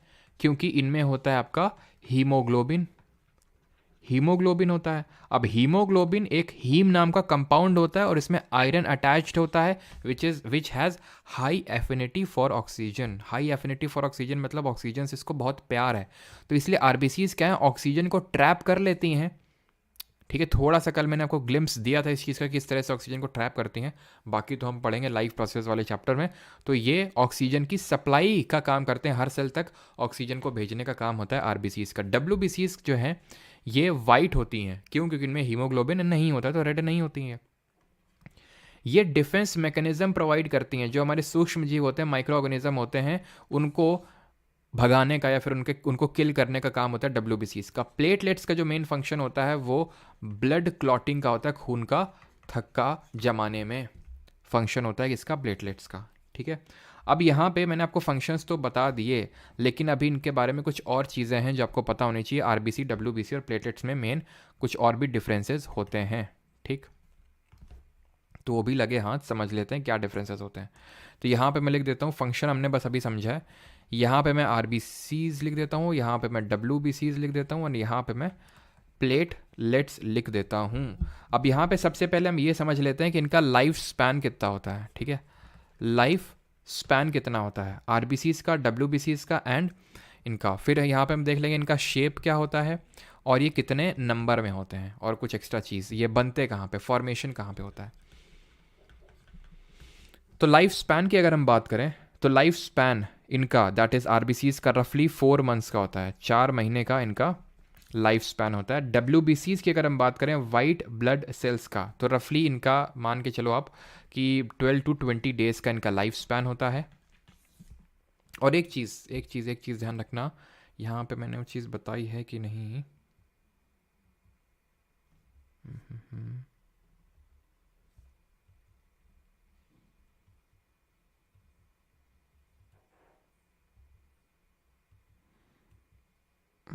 नहीं है यहाँ पे, चलो आगे भी बता देंगे, ठीक है। तो आरबीसीज का रफली 4 मंथ्स, इनका सिर्फ 12 से 20 दिन। और प्लेटलेट्स की बात करेंगे तो इनका तो और ही कम होता है, रफली आप मान के चलो कि 7 से लेके भाई 1 हफ्ता होता है, मतलब 7 से लेके 10 दिन का इनका टाइम पीरियड होता है।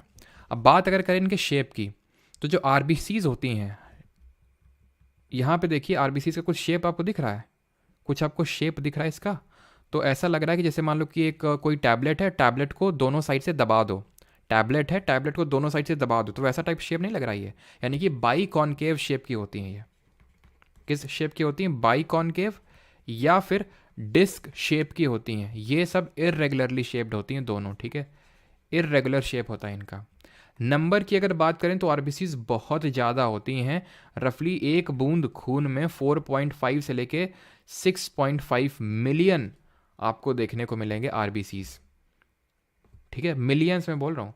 डब्ल्यूबीसीज की अगर बात करें तो ये काफ़ी कम होते हैं। डब्ल्यूबीसीज की अगर बात करें तो रफली 1000 में देखने को मिलेंगे, मतलब 4000 से लेके 10,000 इतने आपको डब्ल्यूबीसीज देखने को मिलेंगे। और प्लेटलेट्स की अगर बात करें तो ये आपको रफली 1.5 लाख से लेके 4 लाख, 150K से लेके 400K, ठीक है, इतने आपको देखने को मिलेंगे। तो अगर कभी ऑर्डर में लगाने का आपसे पूछ ले तो क्या ऑर्डर होगा? आरबीसी सबसे पहले, देन प्लेटलेट्स, देन डब्ल्यूबीसीज आएंगे, अगर नंबर के ऑर्डर में आपसे पूछेगा।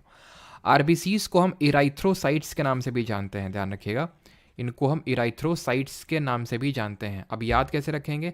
याद आप ऐसे रख सकते हैं कि भाई जो आरबीसीज एंड इराइथ्रोसाइट, ठीक है, आरबीसीज एंड इराइथ्रोसाइट ऐसे करके याद रख सकते हैं, आर और आर, ठीक है।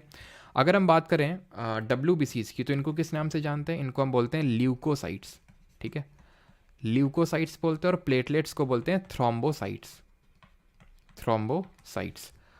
ये जो डब्ल्यूबीसी होता है इसके भी 3 टाइप होते हैं। जो आपका वाइट ब्लड सेल्स होता है, इसके ज़्यादा डीप में नहीं जाएंगे, बस थोड़ा सा देख लो, इसके 3 टाइप होते हैं।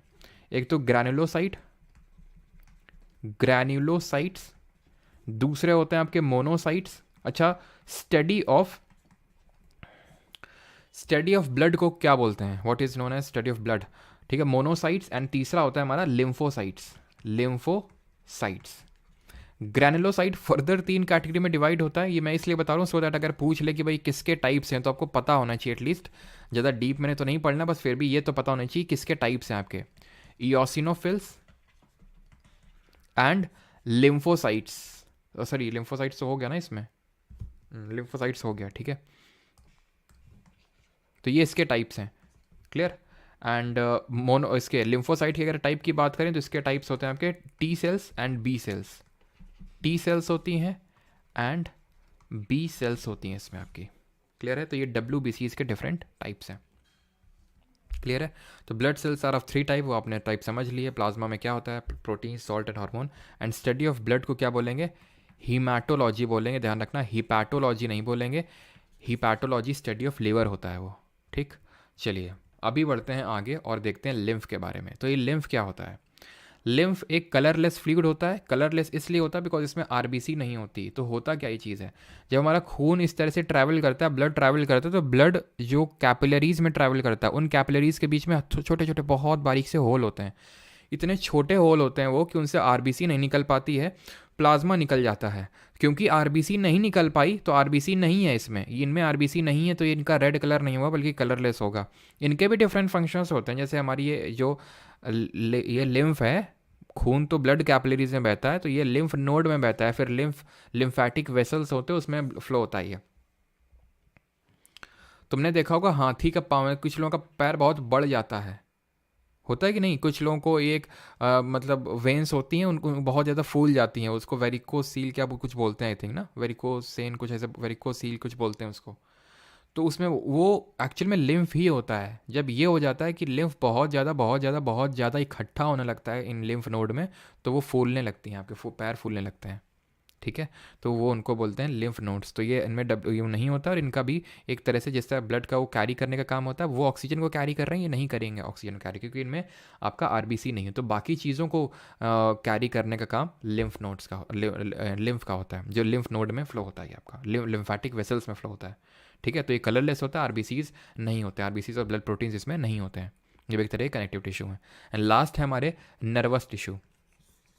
तो अगर आप किसी चीज़ को छूते हैं तो आप उस चीज़ को फील कर पाते हैं, देख पाते हैं, मतलब आप ये मान के चलिए जितनी भी आप ज़्यादातर चीज़ें करते हैं वो नर्वस टिश्यू की वजह से ही कर पाते हैं। नर्वस टिश्यू ना हो, ठीक है, नर्वस टिश्यू ना हो तो आपकी लाइफ एकदम, आप ये मान के चलिए कि बहुत होता है ना, आपने देखा होगा कुछ लोगों का ब्रेन हैमरेज हो जाता है, तो उनके ब्रेन में न्यूरॉन डिस्ट्रॉय हो जाते हैं एंड देन उसके बाद वो फंक्शन नहीं कर पाते ढंग से। या फिर काफ़ी जैसे कि स्टीफन हॉकिंग थे, तो स्टीफन हॉकिंग के साथ भी ऐसा, उनको न्यूरल डिसऑर्डर था। तो न्यूरल डिसऑर्डर था तो उनका बहुत सा पार्ट फंक्शन नहीं कर पाता था न्यूरल डिसऑर्डर की वजह से, तो वो नर्वस टिश्यू उसके लिए रिस्पॉन्सिबल होता है, और इसमें जो सेल प्रेजेंट होती है वो न्यूरॉन है। अच्छा, न्यूरॉन ध्यान रखना, ये सबसे आपकी लॉन्गेस्ट सेल होती है, लॉन्गेस्ट सेल होती है। और एक स्टूडेंट ने आई थिंक मैसेज भी किया था एंड दैट वाज रिगार्डिंग, मैं देख रहा था कि जैसे कि मैंने आपको कल बताया था कि सबसे बड़ी सेल होती है ऑस्ट्रिच का एग। ऑस्ट्रिच का जो एग होता है वो एक सेल का बना होता है सबसे बड़ी, सबसे छोटी होती है माइकोप्लाज्मा। ह्यूमंस में बताया तो सबसे बड़ा होता है जो अंडाणु होता है, दैट इज़ ओवम होता है, बट वो तो फीमेल्स में होता है। मेल में क्या होता है सबसे बड़ा? तो मेल में सबसे बड़ा न्यूरॉन होगा, न्यूरॉन सेल, और सबसे छोटा स्पर्म सेल। क्लियर थी चीज़? तो यहाँ पे अगर हम न्यूरॉन की बात करें तो ये बेसिक यूनिट है जिसके थ्रू कोई भी इंफॉर्मेशन एक्सचेंज होती है। इसको कंपेयर करिए जैसे पेड़ होता है ना, पेड़, तो पेड़ में ऐसे इस तरह से पेड़ में क्या होती हैं, शाखाएं होती हैं, ब्रांचेस होती हैं, फिर इस तरह से आपका वो तना होता है इस तरह से, एंड देन उसकी जड़ें होती हैं। तो इस तरह से इसको आप रिलेट करके चलिए तो आपको आसानी से समझ में आ जाएगा नर्वस टिश्यू। ठीक है, तो ये जो अब याद करो, हम लोगों ने ज्योग्राफी में जब पढ़ा था तो डिफरेंट टाइप के ड्रेनेज पैटर्न पढ़े थे, तो उसमें एक पढ़ा था डेंड्रिटिक ड्रेनेज पैटर्न, याद है आपको? तो डेंड्रिटिक ड्रेनेज पैटर्न में मैंने आपको बताया था where the drainage pattern resemble like a branch of tree, जहाँ पे पेड़ की शाखाओं की तरह लगे। तो ये पेड़ की शाखाओं की तरह नहीं लग रहा है डेंड्राइट? तो इन्फॉर्मेशन डेंड्राइट लेता है, सेंटर में यहाँ पे न्यूक्लियस है, ठीक है, इसको बोलते हैं सेल बॉडी। ये जो इन्होंने यहाँ पे लिखना भूल गए, सेल बॉडी। ये पूरी लंबी से तना जो दिख रहा है that is called as axon, axon से पास होगा। देन ये एक्सन टर्मिनल्स है। टर्मिनल आपने देखा होगा, बस टर्मिनल है ना, तो ये सब टर्मिनल क्या होता है? टर्मिनल का मतलब जहाँ बसें वगैरह आती जाती हैं, या फिर जहाँ पे एयरपोर्ट है तो एयर मतलब जो एयरप्लेन से वो आते जाते हैं तो उनको टर्मिनल बोलते हैं। तो यानी टर्मिनेट हो रहा है यहाँ पे इन्फॉर्मेशन, यहाँ से एंटर किया, सेल बॉडी में गया, एक्सन में गया, देन यहाँ पे एक्सन टर्मिनल में वो टर्मिनेट हो गया। अब ये टर्मिनेट कैसे हो गया? अब ये यहाँ पे एक दूसरा न्यूरॉन लगा होगा, यहाँ पे दूसरा न्यूरॉन लगा होगा, उसका यहाँ पे डेंड्राइट होगा, ये उछल के इन्फॉर्मेशन इसमें जाएगी। बीच में जो गैप है, बहुत छोटा सा गैप होता है दो न्यूरॉन के बीच में, इन्फॉर्मेशन पास ऑन होती है एक न्यूरॉन से दूसरे न्यूरॉन को। तो जो बीच में गैप होता है उसको साइनैप्स बोलते हैं, गैप को साइनैप बोलते हैं, गैप साइनैप। ठीक, क्लियर है? बस इतना ही पता होने की ज़रूरत है बस। Compose of neuron, nerve cell, ये सब होता है, साइटॉन, डेंड्राइट, एक्साइन, साइटॉन वही आपकी सेल बॉडी। ठीक है, यही आपका ये वाला जो पार्ट है, साइटॉन और सेल बॉडी। ठीक है, सेंट्रल न्यूक्लियस होता है, डेंड्राइट, एक्सन, खत्म। ठीक है, किस में हेल्प? ये ब्रेन में आपका होगा, ब्रेन, ठीक है, माथा स्पाइनल कॉर्ड में होगा, नर्व्स में होगा ये, ठीक है, पूरा जो नर्वस सिस्टम है उसमें होगा आपका ये। ठीक है, जिसको हम बोलते हैं तंत्रिका तंत्र। टच में, स्मेल में, टेस्ट में, हियरिंग में, देखने में, सब में तो ब्रेन लगता है यार। अभी जब हम आई पढ़ेंगे तो आई पढ़ चुके हैं फिजिक्स में, तो हमने वहाँ पढ़ा था ना, मेरे को बताया था जो ऑप्टिक नर्व्स होती है हमारी, आँख तो फोटो क्लिक करती है, देखती नहीं है आँख हमारी। ऑप्टिक्स नर्व लगी हुई है, ये इन्फॉर्मेशन को ट्रांसफ़र करती हैं किसको? ये इन्फॉर्मेशन ट्रांसफ़र करती हैं हमारे ब्रेन को। ठीक है, हाँ, अब यहाँ तक किसी कोई डाउट हो तो पूछ लेगा। ठीक है,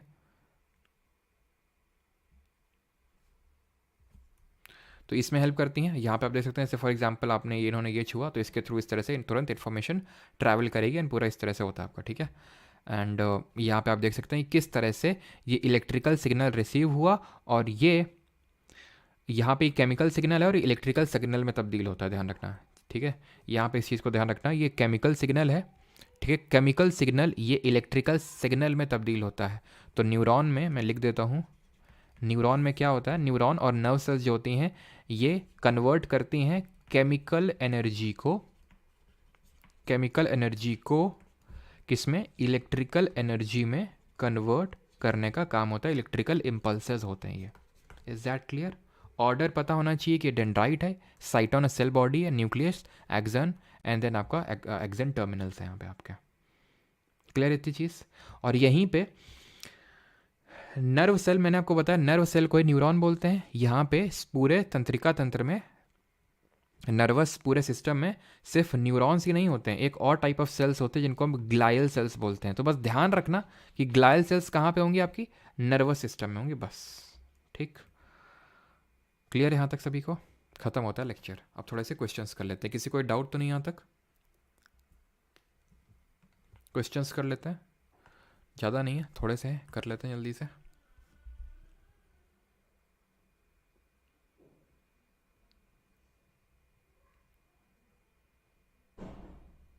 सर प्लाज्मा में 92 प्लस 18 आपने एडिट कैसे कर दिया? अरे भाई 9 वो 8 होगा, गलती से 18 लिख दिया होगा। 92 प्लस 8 कर लो, होता तो 92 है, गलती से 18 लिख दिया होगा।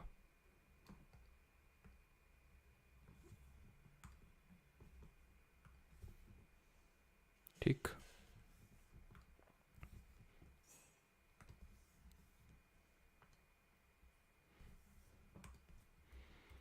चलिए भाई क्वेश्चन करिए। पहला ये रहा आपका, प्लांट टिश्यू कितने टाइप के होते हैं? उस फोटो में आप हो सर? किस फोटो में?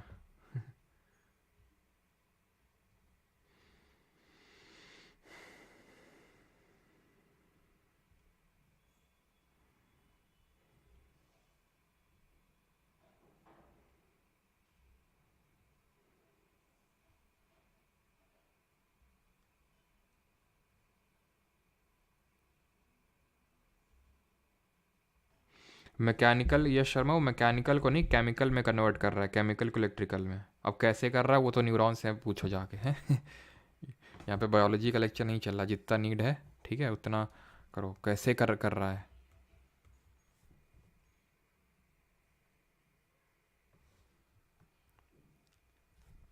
चलो भाई, तो प्लांट टिश्यूज़ कितने टाइप के होते हैं? तो प्लांट टिश्यूज़ होते हैं आपके दो तरह के। एक तो होते हैं हमारे मेरिस्टेमेटिक और दूसरे होते हैं परमानेंट। आज थोड़ा एग्जाम लिखना मैं भूल गया यहाँ पे, ठीक है, एग्जाम ने लिखा है। तो एक होते हैं हमारे मेरिस्टेमेटिक जिनको विभज्योतक ऊतक बोलते हैं, और एक होते हैं हमारे स्थायी ऊतक। तो ऑप्शन नंबर बी यहाँ पे सही आंसर होगा, ठीक है। मेरिस्टेमेटिक टिश्यूज हमारे कितने टाइप के होते हैं? एपिकल, इंटर कैलरी होता है apical meristematic tissues, intercalary meristematic tissues, और तीसरे होते हैं लेटरल। ये tips and of root and shoots में, ये बीच बीच में, ये साइड में। ये आपकी हाइट प्रोवाइड करते हैं और ये आपका ग्रो या विड्थ प्रोवाइड करता है। परमानेंट की अगर बात करें, दो टाइप के होते हैं, simple permanent and complex permanent. Simple की बात करें चलो अभी एक आगे देख लेंगे, ठीक है। तो dash is a group of cells similar in structure and function, संरचना और कार्य में समान कोशिकाओं का एक समूह। कोशिकाओं के समूह को क्या बोलते हैं? टिश्यू यानी कि ऊतक बोलते हैं। और ऊतक के अध्ययन को क्या बोलते हैं? जब ये टिश्यू आपस में मिल जाते हैं तो ऑर्गन बन जाता है, जैसे कि हमारा किडनी हो गया, हार्ट हो गया, तो डिफरेंट ऑर्गन्स बन जाएंगे। एंड हमें पता होना चाहिए कि जो स्किन होता है, जो हमारी त्वचा होती है, वो सबसे बड़ा ऑर्गन होता है। It is the largest organ of our human body. सबसे बड़ा ग्रंथि ग्लैंड हम आगे पढ़ेंगे वो लिवर होता है, बट ऑर्गन की बात करें स्किन होता है, और उससे ऑर्गन सिस्टम बनता है हमारा, ठीक है। विच of the following is a plant tissue, इनमें से कौन सा प्लांट टिश्यू है? तो दोनों हैं आपके, यानी मेरिस्टेमेटिक भी है और आपका परमानेंट भी है, ठीक है। अगला क्वेश्चन है, cells of meristematic tissue lack, यानी कि जो मेरिस्टेमेटिक टिश्यू के जो सेल्स होते हैं उनमें क्या नहीं होता है? बताइए। हम्म।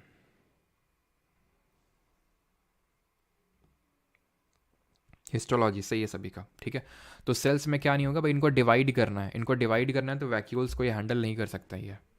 विच of the following is characteristic of permanent tissue, निम्नलिखित में से कौन स्थायी ऊतक की विशेषता है? अब आज तो मैंने सीडीएस के क्वेश्चन इसलिए नहीं करा क्योंकि अभी आप लोग पहले इसी कर लो, ठीक है। कल जब मैं अगला लेक्चर होगा हम लोग कल, तो वहाँ पे उससे पहले मैं स्टार्ट करूँगा आपका, मतलब कुछ क्वेश्चन सीडीएस वगैरह के भी ले लेंगे, ठीक है। विच of the following characteristic of permanent tissue, निम्नलिखित में से कौन सा स्थायी ऊतक की विशेषता है? तो सेल डिवाइड रिपीटेडली ना, इनका डिवाइड नहीं करना है भाई। मेरिस्टेमेटिक डिवाइड होते हैं ना, जब मेरिस्टेमेटिक डिवाइड हो के बंद हो जाते हैं तो through the process of differentiation, विभेदन की प्रक्रिया के थ्रू ये परमानेंट यानी स्थायी ऊतक में तब्दील हो जाते हैं, ठीक है। तो इनका मेन फंक्शन होता है कुछ ना कुछ फंक्शन। करेक्टरिस्टिक क्या होती है? सेल ना inorganic inclusions are absent, intercellular spaces are present, ठीक है। तो जो हमारा पैरेन्काइमा होता है उसमें इंटरसेलुलर स्पेसेस प्रेजेंट होती हैं। वैक्यूल्स एब्सेंट नहीं होता इसमें, एब्सेंट तो मेरिस्टेमेटिक में होता है, विभज्योतक में होता है। Which tissue is responsible for the flexibility in plants, तो फ्लेक्सिबल कौन होता है? जो आपका टेंड्रल्स में प्रेजेंट होता है, टेंड्रल्स में प्रेजेंट होता है, बताइए कौन सा होता है? तो ये होता है हमारा फ्लेक्सिबिलिटी कॉलन काइमा, कॉलन काइमा होता है, ठीक है। Storage, rigidity and flexibility, husk of coconut, जो सीड का नट होता है, वेन्स ऑफ लीफ देखने को मिलता है आपको, ठीक है। स्क्लेरेनकाइमा डेड सेल से बना होता है, एंड स्क्लेरेनकाइमा में नैरो ल्यूमेन होता है। इसमें कैसा ल्यूमेन होता है? नैरो ल्यूमेन होता है, यानी कि कुछ इस तरह का आपको स्ट्रक्चर देखने को मिलता है। Which tissue has heavily thickened lignified walls, lignified walls किसमें थी? Narrow lumen and lignified walls sclerenchyma, ठीक। स्यूबेरिन किस में रिलीज हो रहा था? कॉर्क सेल में, जो हमारे एपिडर्मल सेल से ही बन रही थी।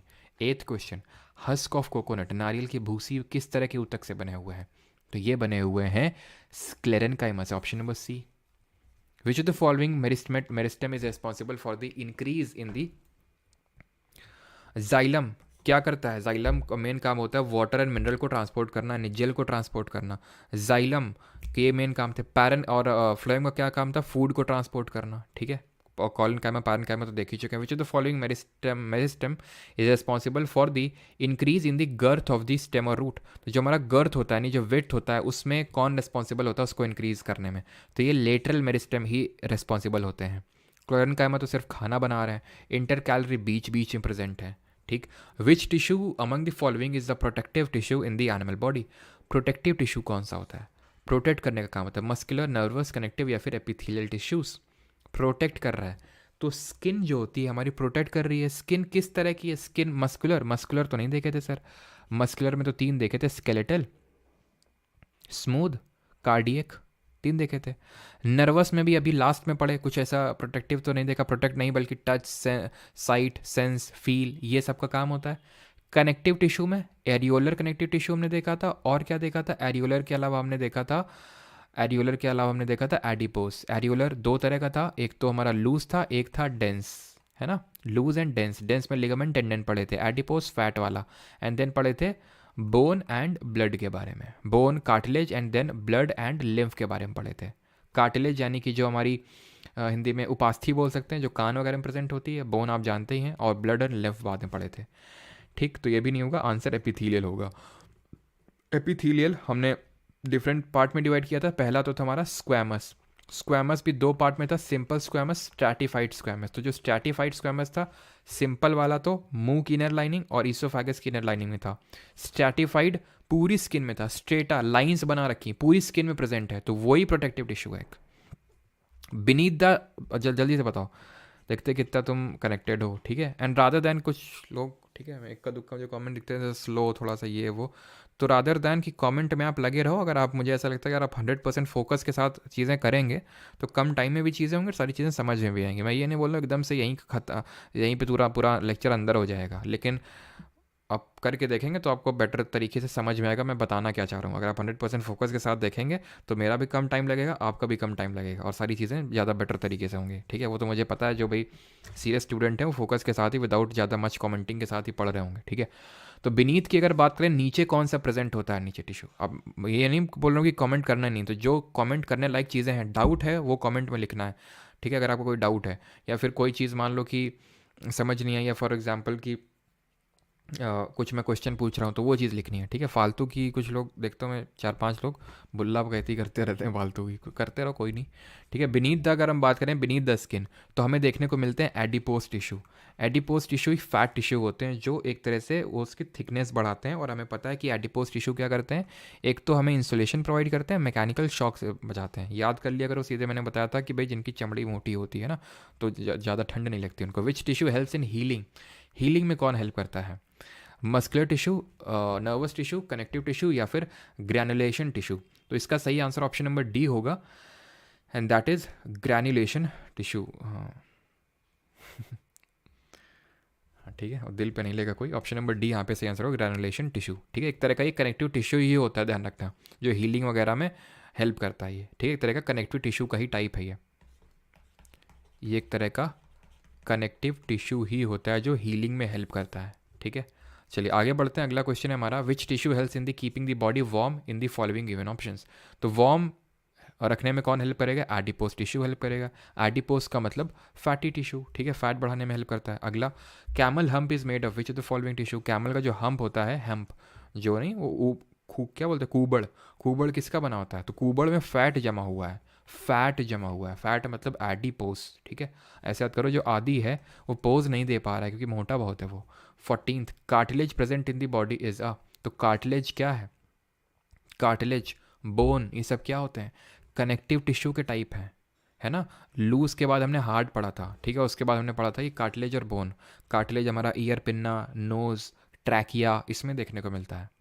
15th, which is not 20 question करेंगे मैक्सिमम, ठीक है 20 क्वेश्चन। तो लास्ट के 5 क्वेश्चन में एंटर कर चुके हैं, सबका सही है, अजय, बादल, सुरभि, सुरभि गुप्ता, राइजिंग स्टार, अवधेश राणा। तो which is not a connective tissue in the following given option. तो कनेक्टिव में यार अगेन एरियोलर कनेक्टिव टिश्यू दो तरह के, लूज, हार्ड। तो ये ब्लड भी कनेक्टिव है, लिम्फ, ब्लड का भाई लिम्फ भी कनेक्टिव टिश्यू है। ब्लड और लिम्फ में क्या डिफरेंस होता है, बोन भी कनेक्ट कर रहा है, कार्टिलेज भी कनेक्ट कर रहा है, नर्व्स नहीं कनेक्ट कर रही हैं, वो आपका नर्वस टिश्यू में आएंगी, ठीक है। तो लिम्फ में अंतर ये होता है, लिम्फ में आपका आरबीसी नहीं होता है, सिर्फ डब्ल्यूबीसी होगा। आरबीसी ऑक्सीजन को सप्लाई कर रहा है, डब्ल्यूबीसी सिर्फ क्या कर रहा है, डब्ल्यूबीसी सिर्फ आपका डिफेंस मैकेनिज्म प्रोवाइड कर रहा है, प्लेटलेट्स खून का थक्का जमने में हेल्प कर रहा है, ब्लड क्लॉटिंग में हेल्प कर रहा है, कि भाई अगर मान लो चोट लगी कहीं पे, चोट लगी अगर, और अगर वो खून, अगर मान लो खून का थक्का ना जमा और वो खून बहता चला गया, तो फिर बहता चल हो जाएगा फिर, और वो फेटल भी हो सकता है, डेडली भी हो सकता है। इसीलिए डेंगू में आपने देखा होगा काफ़ी कम हो जाती हैं प्लेटलेट्स, और वो काफ़ी डेंजरस होता है, अगर उस समय किसी को चोट लग गई तो फिर वो काफ़ी नुकसानदायक हो सकता है, ठीक है। तो ये इंपॉर्टेंट होता है कि भाई जो प्लेटलेट्स हैं एटलीस्ट 1 लाख से ऊपर रहें आपकी, 50,000 से नीचे डेंजरस लेवल पे होती हैं, 10, काफ़ी कुछ लोगों की तो 10-15 हज़ार तक पहुंच जाती हैं डेंगू में। Cells of which of the following tissue in animals undergo contraction relaxation. याद करो, बाइसेप को कॉन्ट्रैक्ट और रिलैक्स कर रहे थे। बाइसेप क्या है, मस्कुलर टिश्यू है। किस तरह का मस्कुलर टिश्यू है जो हमारे बाइसेप्स हैं, बताइए जल्दी से कमेंट में, 3 तरह के बताए थे ना। Which is the muscular tissue that is multi nucleated. इनमें से कौन सा मस्कुलर टिश्यू मल्टी न्यूक्लिएटेड है, किसमें बहुत सारे न्यूक्लियस देखने को मिलेंगे। तो हमने देखा था कि जो हमारे कार्डियक थे वो यूनी न्यूक्लिएट थे, ठीक है, अनस्टेटेड ये तो कुछ बात ही नहीं बनी। जो हमारे स्केलेटल मसल थे, स्केलेटल जो हमने सबसे पहले पढ़ा था, वो मल्टी न्यूक्लिएट थे। जो आपके बाइसेप्स होते हैं वो स्केलेटल होते हैं, क्योंकि वो कंट्रोल कर लेते हैं हम, स्केलेटल वॉलेंट्री होते हैं, जिनको कि हम खुद अपने उससे कंट्रोल कर लेते हैं, है ना। In roots the protoxylem lies towards the periphery and metaxylem towards the centre, such arrangement of primary xylem is called एज। तो यानी कि आपसे क्वेश्चन क्या पूछ रहा है कि जो जोड़ों में प्रोटोजाइलम परिधि की ओर और मेटाजाइलम केंद्र की ओर स्थित होता है, प्राथमिक जाइलम की ऐसी व्यवस्था को क्या कहा जाता है। तो xylem fibre, xylem parenchyma, exec या फिर एंडाक। तो इसको एग्जैक बोलते हैं, थोड़ा सा डिफिकल्ट टाइप क्वेश्चन है ये, ठीक है, लेकिन इसका आंसर एग्जैक ही होगा। मतलब ये पूरा इसको अरेंजमेंट का ये टाइप होता है, आप इसको स्किप भी कर सकते हैं, ठीक है। The example of connective tissue is cartilage only, bone only, blood only, more than above. तो मोर देन अबव होगा, ठीक है। आपके जितने भी क्वेश्चन होंगे आप करेंगे होमवर्क के लिए, ठीक है। चलिए भाई, तो ठीक है। अब चीज़ें अगर देखो, मेन ये है ना कि मैं चीज़ें करवाने को, भाई सेल टॉपिक कल हुआ, टिश्यू भी हुआ, तो मैं 2-2 लेक्चर में भी करवा सकता हूँ, बिल्कुल no doubt, plant tissue, animal tissue. लेकिन फिर वही है कि चीज़ों को खींचने का उतना कोई मतलब बनता नहीं है, क्योंकि सिर्फ बायोलॉजी ही पढ़ने के लिए नहीं है। वो बात मुझे ही पता है, मुझे पढ़ाने में दिक्कत थोड़ी ना है। मैं तो आराम से मज़े ले लेके बीच में पढ़ाता रहूँ प्लांट टिश्यू, ठीक है। प्लांट टिश्यू आराम से, एक दिन एनिमल टिश्यू, मुझे कोई दिक्कत नहीं, आराम से मैं इसको, बायोलॉजी 2 हफ्ते में ख़त्म हो रही है, मैं इसको 1 महीना आराम से खींच सकता हूँ। लेकिन मेन दिक्कत तो ये, मैं तो खींच दूंगा लेकिन तुम खींच जाओगे, तुमको समझ में आएगा, ठीक है। लेकिन मेन ये कि तुम्हारे ब्रेन में कितनी चीज़ें गई, कितनी कम चीज़ें गई, कितनी कम से मेरा मतलब है सिर्फ क्वालिटी चीज़ें जिनसे क्वेश्चन बनेगा, वो इम्पॉर्टेंट है, ठीक है।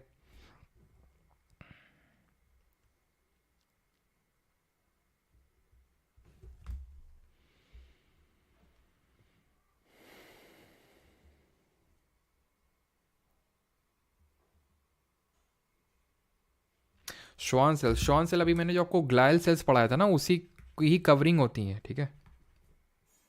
मतलब उसी का टाइप है, जो स्वान सेल्स हैं ये टाइप, ये ग्लेशियल सेल का टाइप है, जो न्यूरॉन्स के आसपास आपको देखने को मिलेंगे, ठीक है। यानी कि सराउंडिंग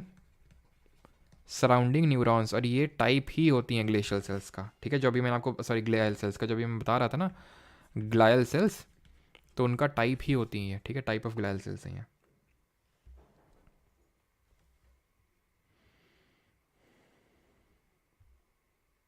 ऑलराइट, चलिए भाई, मिलते हैं कल विद दी,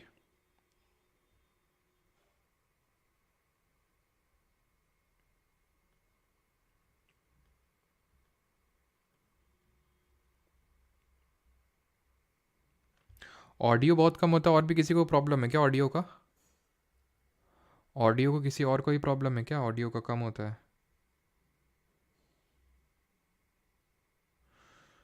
सर आपसे पढ़ के मेरे फ्रेंड का सिलेक्शन हो गया, थैंक यू सो मच।